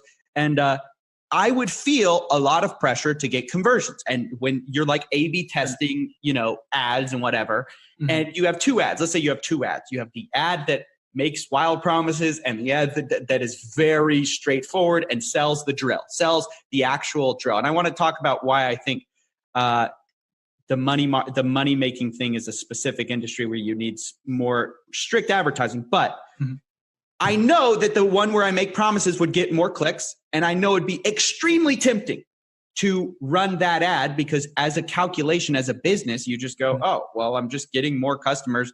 That is a pretty fundamental calculation every business guy gets. So am I sympathetic to gurus for basically making a very fundamental calculation? Yeah, I'm a little sympathetic, but I think the consumer should be made aware of the falseness of that advertising. And I think it shouldn't be allowed. But unless YouTube or Facebook is going to actually take action on it, it's hard to know who to completely hold accountable because they're in a competitive market. I mean, ultimately, I do hold the gurus accountable, but I also understand that in order to get popular and sell your course, if the environment is clickbait, I mean, it's sort of like a YouTube channel. If the environment is clickbait, there's a tremendous pressure to clickbait. I get that. Sure. But ultimately, I don't think it's right. And this is what I want to get into. Mm-hmm. Specifically, money-making courses, I find health, wealth, and happiness are three industries where there's the most predatory marketing. And here's why. Mm-hmm. Look, if I sell you this iPhone, since we're going with the iPhone thing, there is no need for you to buy that thing. So ultimately, no matter how I market it, you never really need this thing. You never really need it. And so you can make a pretty honest calculation. But let's say I'm sick, right? Let's say I'm sick and you're telling me that your herbal supplement is going to cure my cancer, whatever. Mm-hmm. All of a sudden, that's a much different misadvertising that's going on because I have to go buy that thing. I need my health. The same thing with money. If you're telling me you're going to make me rich, and I think this is why courses often focus so much around money, are focused on financial freedom and all that, is because it's an inflexible demand product.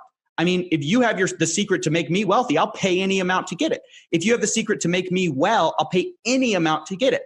But if you have, you know, some phone you say is going to change my life, I can buy it or I cannot buy it. It's a much more, it's the price curve is much more competitive. There isn't so much of like, I can just charge whatever amount I want for it. And so that's where I think the scummy nature of this business to me gets ratcheted up, because when you have gurus saying, I'm going to take you out of your financial situation, you're stuck at Wendy's, screwed up, you know, you're trying to make a better life for yourself. And you see this guy on the internet who's who's at the beach and whatever. And you think, oh my gosh, I'll do anything to get out of my situation. That's where it gets predatory to me. And I think that's why they actually make so much money. So I'm not just against false advertising. I'm specifically against false advertising in the guru industry because of the product that y'all sell is an inelastic product that everyone needs. Mm-hmm. We're all dying for money. And so if you promise me money, I want to believe you. It's so much easier for me to get suckered in. And by the way, I completely agree with that. I'm against false advertising everywhere. I'm not against false advertising just in the guru space. But I will say this, by the way, recently I had the opportunity to watch your video on your main channel about pyramid schemes. And there was a clip in there that was hilarious. It was the sales guy talking about like, oh yeah, like if you needed a medical treatment or something, I mean, that's ridiculous, right? Just to summarize people that didn't watch it, this sales guy at this MLM meeting was basically teaching people how to sell. And he, someone was like, well, what if they say they don't have money? And he's like, well, if you needed $10,000 or whatever it was, $10,000 to buy your mom heart surgery, you'd find the money. So they're going to find the money if they really want it. Like that was his point. Okay. Oh, Tanner J. Fox, he goes, if you guys don't have $500, I mean, maybe you're just not cut out to be wealthy. If you can't scrape together $500 for my course, maybe you're just not cut out for it. It's like the scamminess, dude. It's terrible. By the way, another future guru, but it's pretty terrible. Like that, and that is how they ultimately get people. You could charge almost any amount for people to scrape together, and then if they don't get the results, I'm not saying you're saying this, but what most gurus say is they sweep all of them under the rug, under the true but misleadingly true characterization of, well, they just didn't try enough.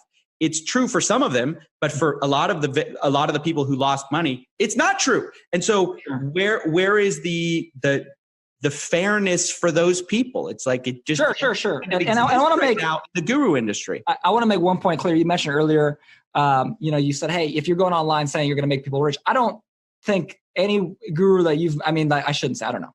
Sam Ovens specifically, Alex Becker, I don't think they ever say, hey, I'm going to make you rich. I don't think that's a phrase. I don't think they say anything close to that. My understanding of what we do, and I learned directly from Becker, okay? Sam Ovens, not as much, but obviously, Becker is very close to Sam. So I hear a lot of what's going on there.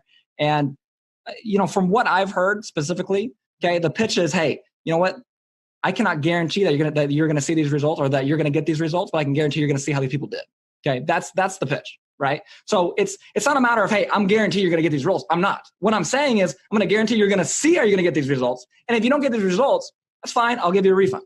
Okay. Right. Now I can't speak on Becker. I can speak on Sam Ovens. I literally have, because this is what the other guy was telling me too. He goes, Sam Ovens doesn't promise to make anybody rich. It's literally in his webinar. I understand that he just recently updated his webinar. I'm not talking about the new webinar. It's the webinar he's been running for years. He goes, I will teach you how to I can take anyone, get you a wildly profitable business. Do you need to be a Harvard MBA? No, you can be, anybody. And then he caveats and does something, but the implication after it is, as long as you put in the effort. Really, the only distinction between a successful Sam Ovens student and a non-successful one is effort. But that's not actually true. The difference between a successful Sam Ovens student and an unsuccessful Sam Ovens student is their background, what skills they bring to the table, a certain amount of luck, a certain amount of opportunity, that the niche that they happen to choose isn't one that is already saturated.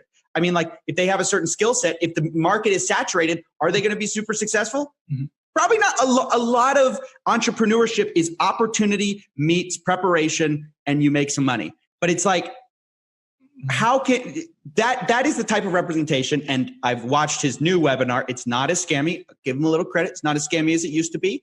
But that is the stuff that I call him out for. I do specifically call out gurus based on their actual representations. He was actually representing two people that fell into a sales funnel that he was going to basically make you wildly profitable so long as you gave him effort. Okay. On that case, I'm not Sam Evans. I'm not going to speak on his behalf. Okay. Sure. And I'm not going to speak on something I haven't seen. So I'm going to say from what I've seen. Okay. Sure. With that aside, from what I've seen is that people are not on here, at least maybe Sam is, I don't know. Okay. But mostly from what I've seen, people are not here saying, hey, I'm going to make you rich. Just give me $2,000. I don't think that's the pitch. I really don't. I think it's clear in most cases. Now look, again, this is where we go back to the scale of, hey, there's really scammy guys. And then there's guys that are not so bad. I think for the most part, though, the guys that are not so bad are not saying that. I think they're saying, hey, I can help you get there. These are the results I've gotten. Okay. When they say it's a proven system, what does that really mean? That's first of all, what does that mean? What defines a proven system? Let's talk about that. Yeah. Because sure. I don't know the answer to that. I know for me, a proven system is so if you can take X amount of people through the system and they can get results with it. The problem is how many, what equals X? Is it 10 people? Okay, this is something I've been dying to talk. Okay, I'm so glad we've hit this point because I've been dying to talk about this.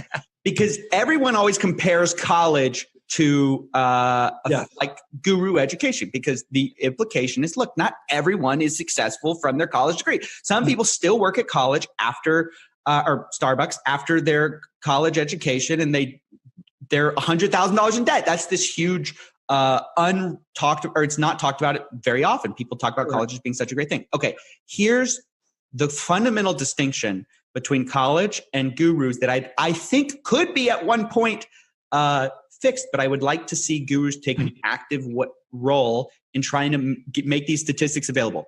Sure. The difference is you can go online and you can find out the average college student's income versus the average non-college educated person's income. And you can find out that on average, you make a lot more money in your lifetime, and it makes the tuition cost worth it. It's worth your tuition cost for the average student.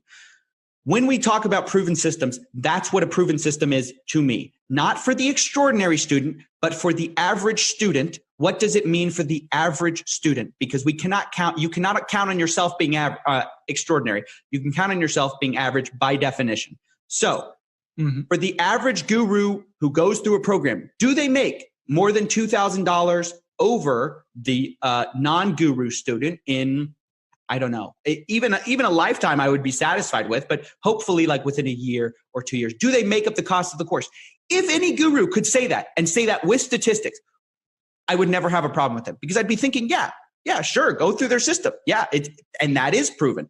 You can't just flash, but what actually happens, and this is what actually is going on, is they show their best students and they say, these guys, these extraordinary students succeeded, and they represent that as the case, the standard case. So what I'd like to see is, before you say, I have a proven system, go talk to your actual students, the average students. Find out, how are they doing? How much money are they making? Are they making more money than they used to make?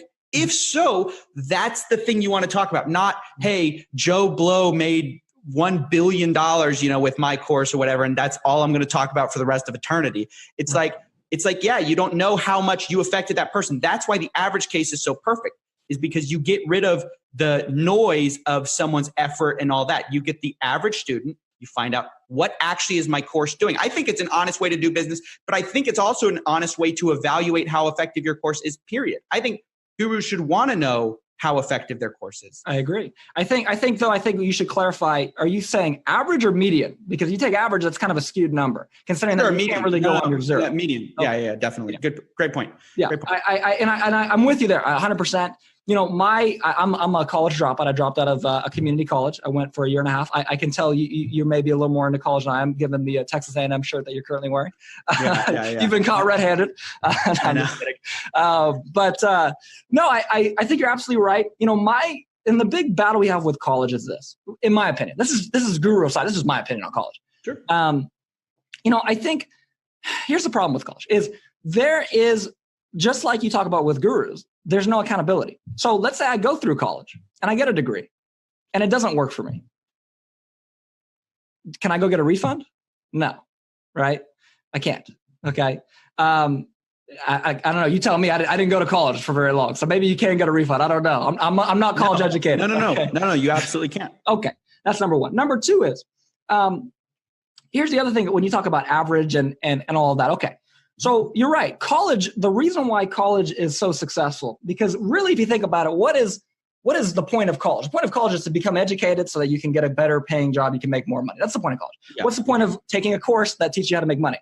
So that you can be educated so you can make more money. I mean, they're very similar in that aspect. Now, where the differences lie is that, and you tell me if I'm wrong here, this is going to sound very cliche, but that society as a whole says you need to be educated.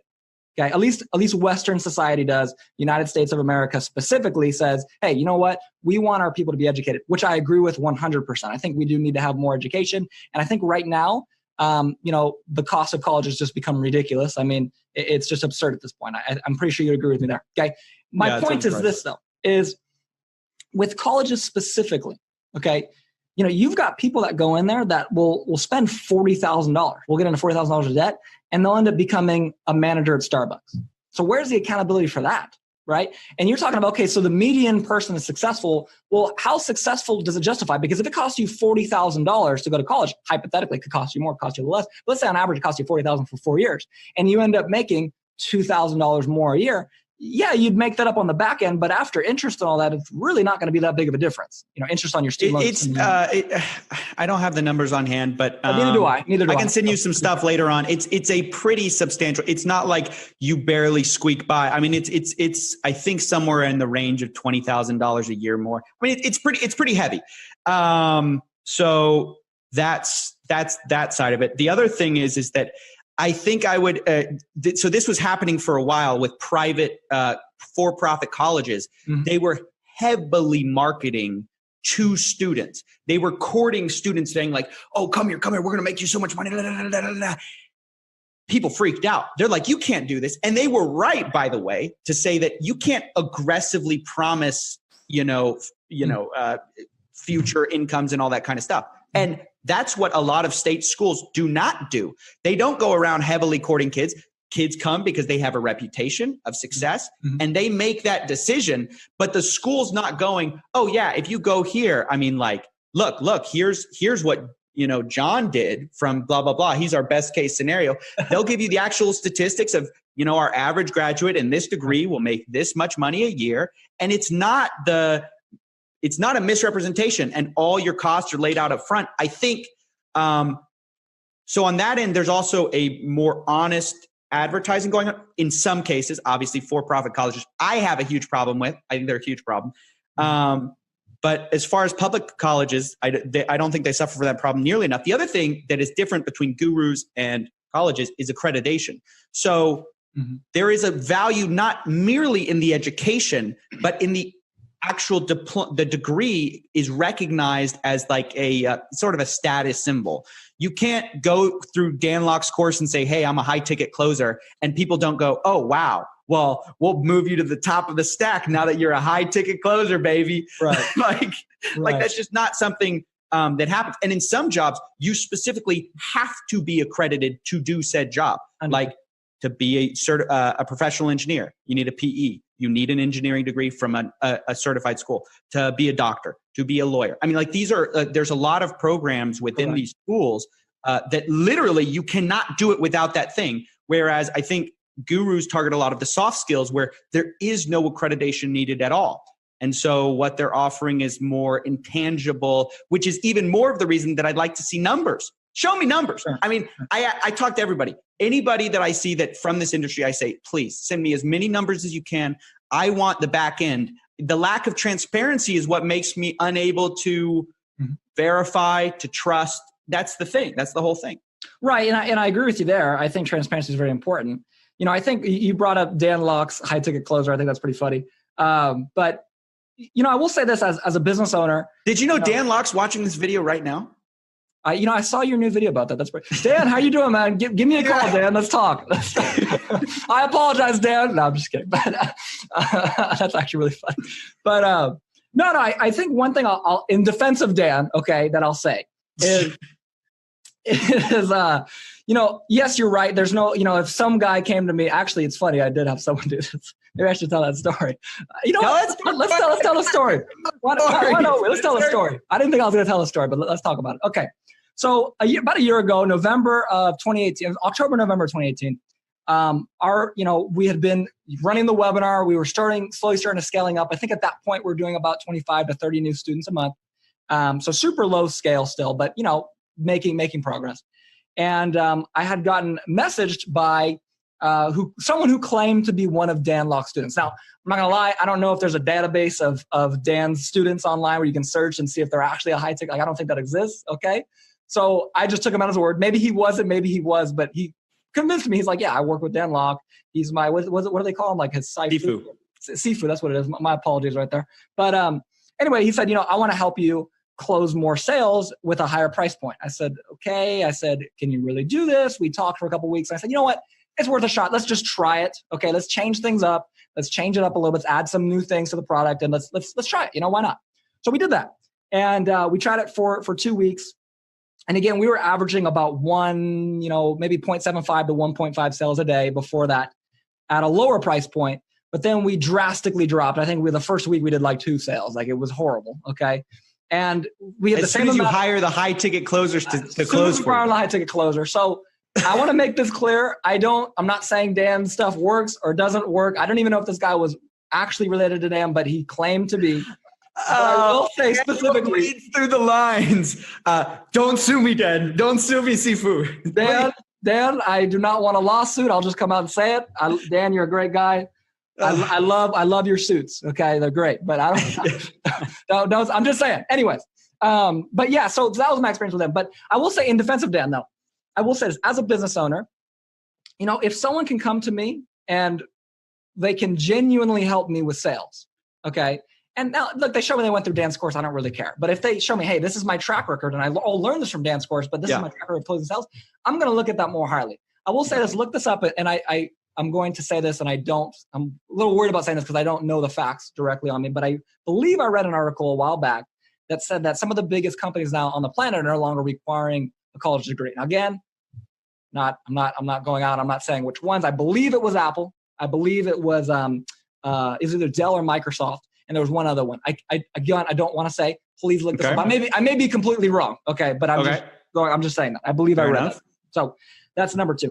And then the last thing I'll say, is at the end of the day, you might get. It's like being a good-looking guy or girl, right? Like, if you're a good-looking guy and you want to talk to a girl, you're gonna get in the door just based on how you look. Okay, most of the time. And then whether or not she likes you and she wants to continue talking to you is going to be based on what? On the level of confidence that you have talking to her, on can you hold a conversation, on basic social skills, right? Sure. Okay. So it's the same thing with business.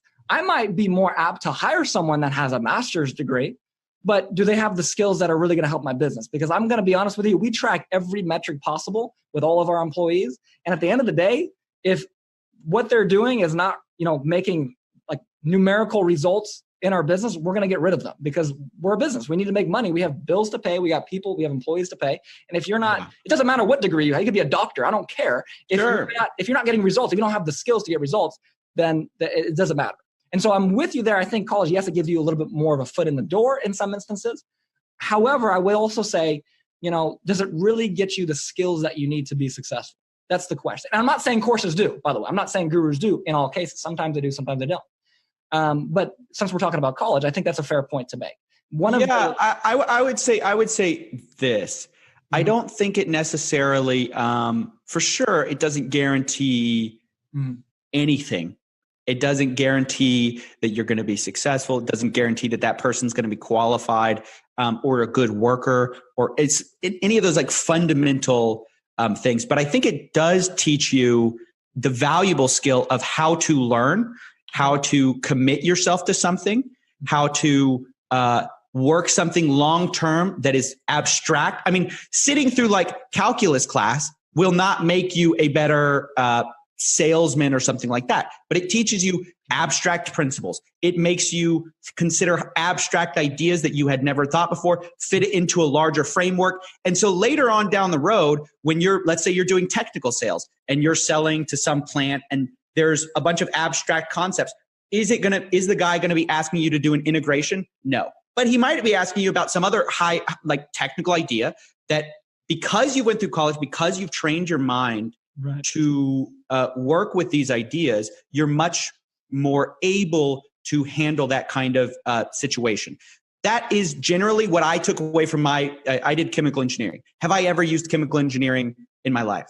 I mean, like practically for money, whatever, besides like a couple internships I did. No, not at all. Okay. Do I regret any second of college? No, because it has hugely impacted the way I do research in my job. It's hugely impacted my critical thinking, all these things. So I think there's a bunch of intangibles related to college education that are hard to quantify, that do come out later in how successful the people will be. On the individual case, though, anecdotally, I'm sure a bunch of master's degrees kids are idiots. And just because you don't have a college education, you could be some billionaire one day. I mean, nothing is a guarantee in life. But when we're talking about the average case, because I think when I'm talking to, the 18,000 people that are subscribed to this channel, you're probably average. I mean, that's just the truth. Like the viewer, you're probably average. And that's okay. But we have to give advice. I think it's important to give advice to the average case. And if you're not going to, qualify that. Say, hey, if you're some super driven kid, if you've, ran several clubs and been the president of all of them and all this stuff, none of this applies. Like applies to you, to everyone else. Don't listen to this, because you're right. Sometimes, the rule is not, you're not considering the exception. Of course there are exceptions. Right. And I want to make 3 points. First of all, congratulations on the subscribers. And as a guru, I'm in full support of both channels. I didn't even know you had the first channel when we talked, but I've watched some of your videos, dude. Your stuff's great. So congratulations there. Thanks. Second thing and I'm actually going to call you out a little bit here, Stephen. Okay? Yeah, dude. Call me out. All right. Do it. So number one is, and let me get through both points. Okay. Number one is, you just talked about how college has a bunch of intangibles that you can't value that have tremendous value that you've said personally have helped you a lot. Yeah. 3 minutes before this, if you go back, I don't know exactly how many minutes it was, but a couple minutes before, you said, quote, courses they sell intangible skills that, can you really quantify those? Okay. So you just made the same argument for college that you made for courses, number one, or at least you're a little biased for the college, which I understand. Okay. Yeah. Number two is, and here's the real big one. Let me write that down. I'm going to address that point. Write it down. Number two is here, but don't roast me too hard on the comeback. Number two is, okay. When we talked, and I would like to hear this from you since this is being recorded. What the thing that you told me, and you tell me this is correct or not, the biggest problem that you have with a lot of these gurus is that they're targeting super young people, 18, even younger, 16 to 25-year-olds that don't have a lot of money, that are trying to better themselves, that get easily gullible, pulled into scams. Correct. That's one of your biggest problems. Correct? Yes. Okay, who does college target? It targets 18 people right out of high school. Right out of high school. And they make huge decisions that impact their life in many ways, in many cases in great ways, in many cases in poor ways. So I would, first of all, I'm not trying to compare college and courses because they're not the same. They're both education, but they're completely different.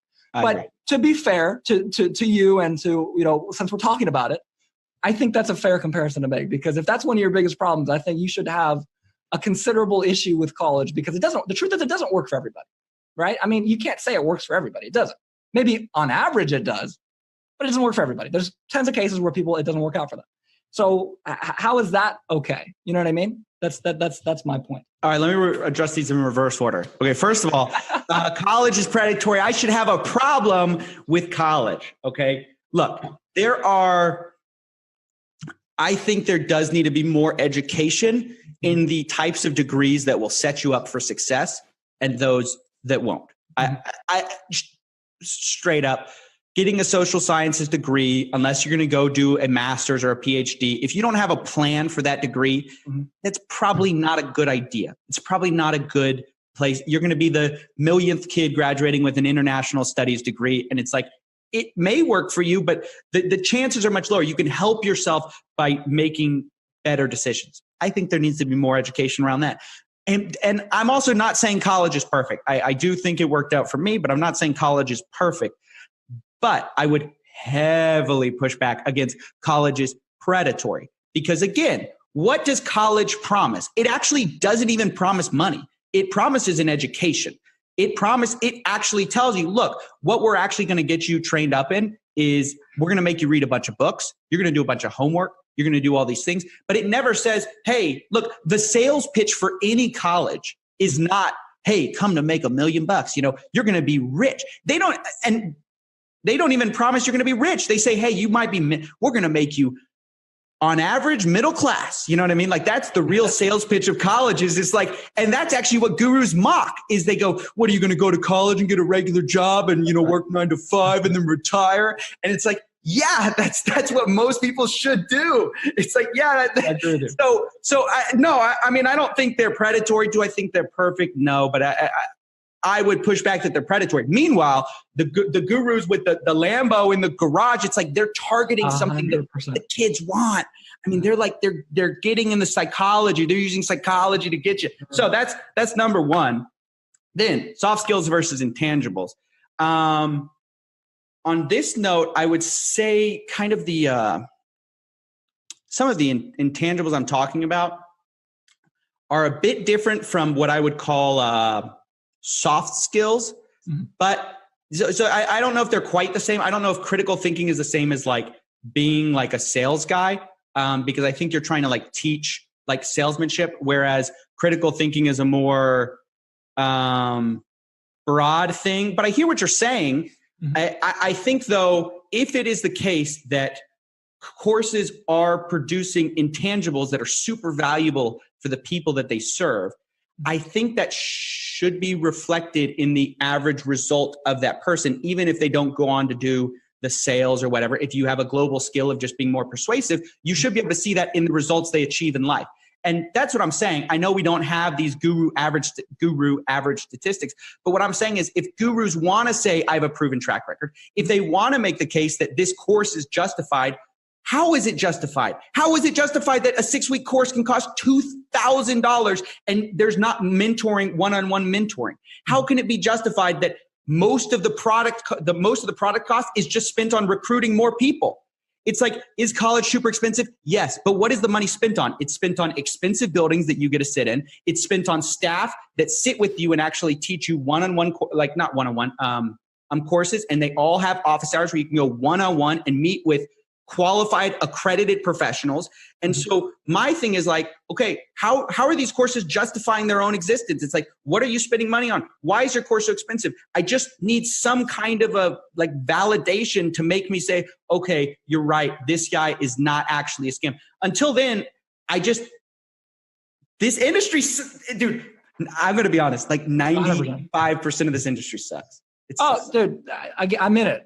You're talking to the, what's that? The saying, you're preaching to the choir. Like I know. Okay, yeah, I know. I've seen it. I know. That's why I'm here. Okay, I'm here for a reason. Well, real quick, the last thing we'll talk about college, because I know you want to get back to the guru stuff, but I will say this. You know, you talk about the facts of college and all this. I mean, dude, if you look at it, the cost of college has gone up exponentially in the last 30 years, right? Yeah. And the median household income has virtually not moved. I mean, it's maybe moved with inflation a little bit, if that. Actually, I think it's lost to inflation.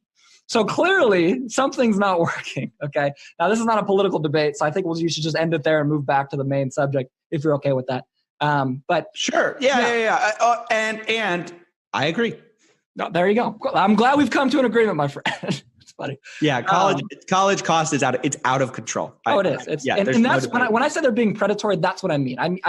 You're right. Their marketing is not predatory. They do have brand and they do have social pressure. You need to do that, which it's not really kind of their fault, but not really. Okay. But really the big picture is what's their pricing, right? I mean, the pricing is a little sketchy to get out. It is just factually out of control. It's ridiculous. And I agree. There is a certain cost of like, even if your product works for a lot of people, if the people it doesn't work for end up $40,000 in debt, how does that really? No, I hear you. I am not like, I'm a huge fan of college, but I have huge problems with the industry, kind of these more intractable problems associated with it. And like you said, I mean, a lot of it's political, like. You're right. Anyway, and that's why I don't want to go to it. But anyway, and I appreciate you being honest, because I can tell you're a college guy. And I think you being honest here is the same thing that I want to do here with the gurus. I want to be honest and tell you guys the inside of it. Another thing I know you wanted to talk about was the refund policies, the 30-day action guarantee. Is that something that you'd like to talk about? Yeah. I mean, I don't know. Like, I kind of have a problem with it, but to me, it is like one of the smaller guru sins that that they're making. I don't really care that much. What did I talk to? One thing I want to talk about is you told me that there's like this book that has all the guru secrets, the playbook of gurus. It's a fantastic book. It's called Expert Secrets by Russell Brunson. It is the playbook of the guru business model. Now, listen, there's gurus that run their business differently, but they're usually not that successful. Okay. This is the playbook. So it goes over, we talked about how to start a mass movement. I can share that with you guys if you want. There's, the webinar. No, dude, run through it, man. Run through it for the people watching. Give them an education. I have a copy of it in my business partner's office. Can I grab that real quick? I'll actually. Sure. But I know you have this book on your guru list right here, .com Secrets. That's another great one for anyone out there. But anyways, this is the book right here. It's called Expert Secrets. And half of this book is just talking about webinars and how to properly do a webinar. I will say this. I'm very biased. I'm a massive fan of Russell Brunson. I think he's a very, very smart guy. If you're interested in business at all, I'd recommend this book. But anyways, the first thing they really talk about, or one of the first things they talk about in this book, is creating a mass movement. And this applies to gurus, but it really applies to any mass movement ever. Okay, we talked about it on the phone about presidential elections. And there's three things that you really need. The first is you need a charismatic leader. Okay, that's why courses are sold through singular people. Okay, college has been around for so long. There's such a brand of it that they don't need to do that. But you're not going to buy a consulting course if you're like, I don't know, that's kind of sketchy. But if it's like, oh, it's Sam Ovens, you feel like you know Sam Ovens, that's different, right? So that's number one, charismatic leader. And I'm not going to go into too depth, but just know that that's a very important point. And then you look at big companies, they've done the same things. You think about Apple. Well, when Apple started, who was the face of Apple forever? Steve Jobs. Yeah, he was the guy. And Mark Zuckerberg. You look at Elon Musk. And so whenever you're launching a company, there's always going to be a charismatic leader if you want it to be successful most of the time. Now, of course, it's not always the case, but most of the time that's the way it is. That's number one. And I'm sure you can find a million cases where that's not true, but I'm just telling you. Okay. Number two is, you need what's called a future-based cause. Okay. And this is where we talked about specifically about the presidential elections. And I'm not here to get political. I'm not here to go any political, but just to bring up examples. Tell them the facts, Spencer. Give them the facts. So, you go back to 2016 to the election, and why did Trump win versus Hillary win? Without getting political. Well, one of the reasons is that Trump had a future-based cause. What was Trump's campaign slogan? Everybody knows it, Make America Great Again. What was Hillary's? I don't even remember. But I thought it was I'm with her or something like that. I think it is I'm with her. Let's look it up just so I can be transparent. Hillary's campaign slogan 2016. I'm pretty sure it was I'm with her. Let's see here. It just says slogan and it says blank. That's fucking helpful. Thank you. Let's see here. Let's just call it I'm with her, dude. I'm pretty sure it was. Fair enough. Fine. So it wasn't memorable is what it was. It was not memorable, and it was not a future-based cause. Because if I'm like, I'm with her, I'm like, okay, well, what does that really mean for the country? Why is that really going to help us? Like, there's just so many unanswered questions there. And then you go back to Obama in 2008. Okay. Well, Obama's campaign slogan in 2008, I believe, was change. Okay. It was like one word, like change, which even though it's so simple, it's a future-based cause. Yeah. Okay? It's implying that we're going to move forward and change along the way into some better society, whatever. I mean, you can go back even to like MLK. Okay. MLK's future-based cause was, hey, we want equality. Okay. I have a dream, right? That was the future-based cause. Okay. Now, I tell you this because every major mass movement has to have a future-based cause. I mean, religions have it, okay? I don't know if the Illuminati exists. I'm not confirming or denying that. But if it did exist, I'm assuming they have a future-based cause. Okay, everybody has a future-based cause, number one, okay, or number two. And the last thing you need is what's called a new opportunity, okay? So where does this fit into the guru space? Okay, it's very simple. Yeah. Charismatic leader is the person, the face of it, right? And you've got future-based cause, which is, okay, what's our goal here? For us, we teach something called surplus fund recovery, which without getting into too much detail, it's, hey, how can we help people recover the money they're owed from foreclosures? That's our future-based cause, okay? For Sam, it's, how can we go out and start a successful business, okay? How can I go out and make money for myself, right? And that's kind of the general one for all gurus, but, that's all things aside. That's basically what it is, okay? Yeah. And then the third thing is, okay, what is the new opportunity, okay? Well, again, for us, it's surplus funds. That's something new, right? For Sam, it's consulting, okay? Right. And that's the whole idea. Now, the reason why you have a new opportunity versus something that's better, because let's say I was like, hey, you know what? I'm going to educate you slightly better than college, okay? That's not a great sales pitch, right? That's not. It's a terrible sales pitch. It's a terrible sales pitch. It's what's called an improvement offer, okay? An improvement offer is when you're doing something better, okay? You don't want to do something better. You want to do something different. Okay. What was Apple's slogan? Think different. Okay. Think different, dude. Think different. So this is where it all comes from. I highly recommend this book. You should add it to your guru list. This book is referenced a lot, and it's the Guru. That's really interesting. I didn't know about that last one. The new opportunity. That's so true. Yeah. All the gurus and all the webinars, they're going, I have a new thing, my new plan, my new, proven whatever. With Jason Bond Picks, it's a new stock picking strategy. With other guys, it's how I pick successful, my formula for picking successful Shopify store products. Right. Yeah. Oh, that's hilarious. Yeah, that's a great point. Now you want to know something, and I cannot believe I'm gonna share this with you guys, but you want to know something crazy? This is great. He's excited. Yeah, dude. So, okay. And this goes into sales. And I know at this point, you've watched a few webinars, right? Oh, too many. which, if you don't mind me asking, which ones have you watched? I've watched Dan Locke. I watched Ovens. I think I watched part of Kristani's. I watched the guy from Shark Tank. He and Neil Patel's they did some kind of webinar. I've just watched a bunch of them. Did you have any specific one in mind? No. I just want to bring up webinars as a whole because one thing that you'll see a lot with webinars, and I don't know if you've seen this because most of those I haven't seen. I've seen Sam's. I've seen a little bit of Dan Locke's, but honestly not that much. Oh, I've seen Becker's too. I've seen Becker's webinar. So those two webinars in specific, because I can speak about those ones, Becker and Sam's. If you think back to them, did they tell you a story? Was there ever a time when they told you a story? Yeah, I think so. I can't remember. Didn't they say back when I was young or whatever, and I was young and broke and da-da-da-da-da. Would you like to know why they did that? I'd love to know. Yeah, dude. Give me the story. Okay. So here's the deal. I'm going to draw this up because this is not complicated, but it's hard to explain. So let me clear this. Okay. So you can see this again? Yeah. Go ahead. Okay. So here's the deal. If I want you to think or to agree with me on something, I could sit here, I could try to argue with you about it. I could be like, hey, Stephen, courses are the greatest thing ever. You should start liking courses. You're like, no, I don't, what? No. Why would I do that? You're like, this is stupid. So I want you to get over here. Okay. And you're over here and you're just like, no, this is not going to happen. I'm not going over there. Right. So in order for me to do that, I have to get you to come up with the idea. Okay. And what I mean by that is I have to get you, without me telling you, I have to get you to think, well, courses are great. Okay. So how do you do that? The point I'm trying to make is how you do that. And Apple does this all the time, by the way. Yep. I'll explain how in a second, but just take my word for it for now and I'll get there. Is they tell a story. Okay. So if I tell you this story and I'm like, hey, dude, I was right here and I went through this process and it sucked and I really wanted to get here. Okay. And here, by the way, is not, I wanted to buy a course. That's not where I wanted to get to. What I wanted to get to was I wanted to get X result. And I was trying to go there and I just kept hitting brick walls and brick walls and brick walls. Right. And eventually I discovered this.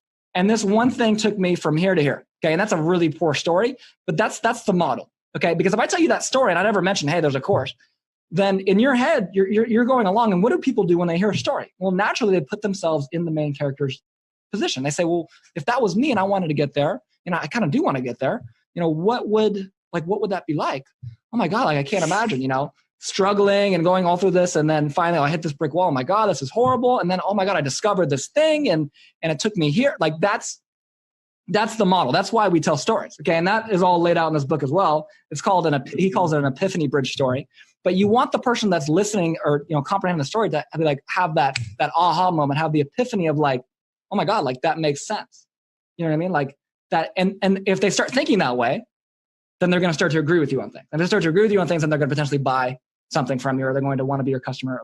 Now, how does Apple use this? Well, I watched your video on Apple's advertising. So you brought it up yourself. What is one of the one of the four stages that Apple advertises? Well, they do narratives. They do stories, right? So if you tell a story of how, I'm gonna go to my daughter. I think the example you use, I'm gonna go to my daughter's recital and I'm gonna take a video of it. Now that story is in your mind, you're putting yourself there well, what if that was my daughter, right? And what if that was her recital? And oh my God, this is amazing. And I need the iPhone. Okay. So that's what I'll share. And again, I don't want to go too in depth because I don't think we have the time to go over it, but the information is in I think I'm going to be like his best salesman now. I should ask for like a kickback. A commission or whatever. Yeah, a commission. What the hell, Russell? But no. I actually think that's really interesting. And the other thing the story does is it makes you realize, okay, your process sucked and you had to screw around for 2 years to find this one secret. But now you know the secret. Well, what's the secret? What's the secret, Spencer? What's the secret? And then I think, oh, I need to get this secret from Spencer. And then when you say, I've got the secret, it's just right inside these doors. Just pay a little, just give me your credit card to get through the doors. All of a sudden, that's a much easier sell. No, absolutely. Stories are incredibly powerful. That's super interesting, by the way. Yeah. And that's where like, if and you've seen like 4 or 5. So I don't want to call myself a webinar master, but I've probably watched thousands of hours of webinars at this point, just because of me trying to work on our business and all that. I want to see. Yeah, sure. You got to get the webinar perfect. I got to get the webinar game right. I know you're a big fan of the webinar, so I'm glad we're having this discussion. But, I've seen amazing webinars. I've seen webinars that suck, and I've seen everything in between. And the webinars that are really, really, really good, and by really good, I mean 2 things. They keep you interested in listening, even as someone that's seen 100 webinars, or probably more, right? And and they convert well, right? Those are the 2 things I'm looking for.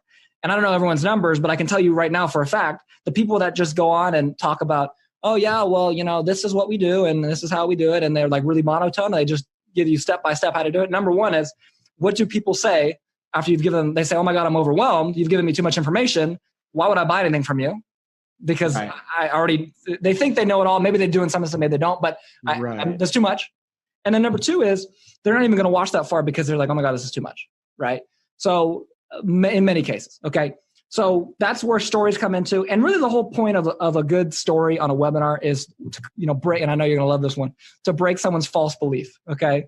So someone's believing they need to go down one road. How can you change their mind about that? And you can't just say, hey, you shouldn't do that, because that doesn't work, So the question is, how do you do that? And that's what the story. So I'm glad we talked about this. This is great.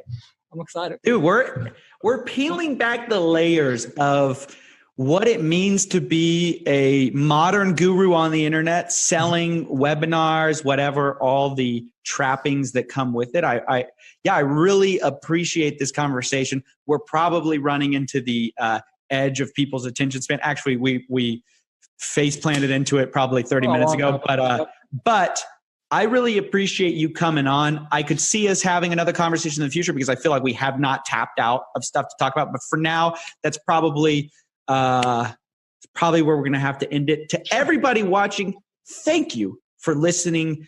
Guys, we don't just have testimonials from the good side, the bad. We have everybody on. We give everyone a chance to talk. So Dan Locke, if you're listening, I want to talk to you, Dan. Dan, right now, listen to me. Look me in the eyes. You can come on Coffeezilla and give your case, please. I welcome you to my show. Don't ban your students for commenting. Come on the show, baby. Come on the show.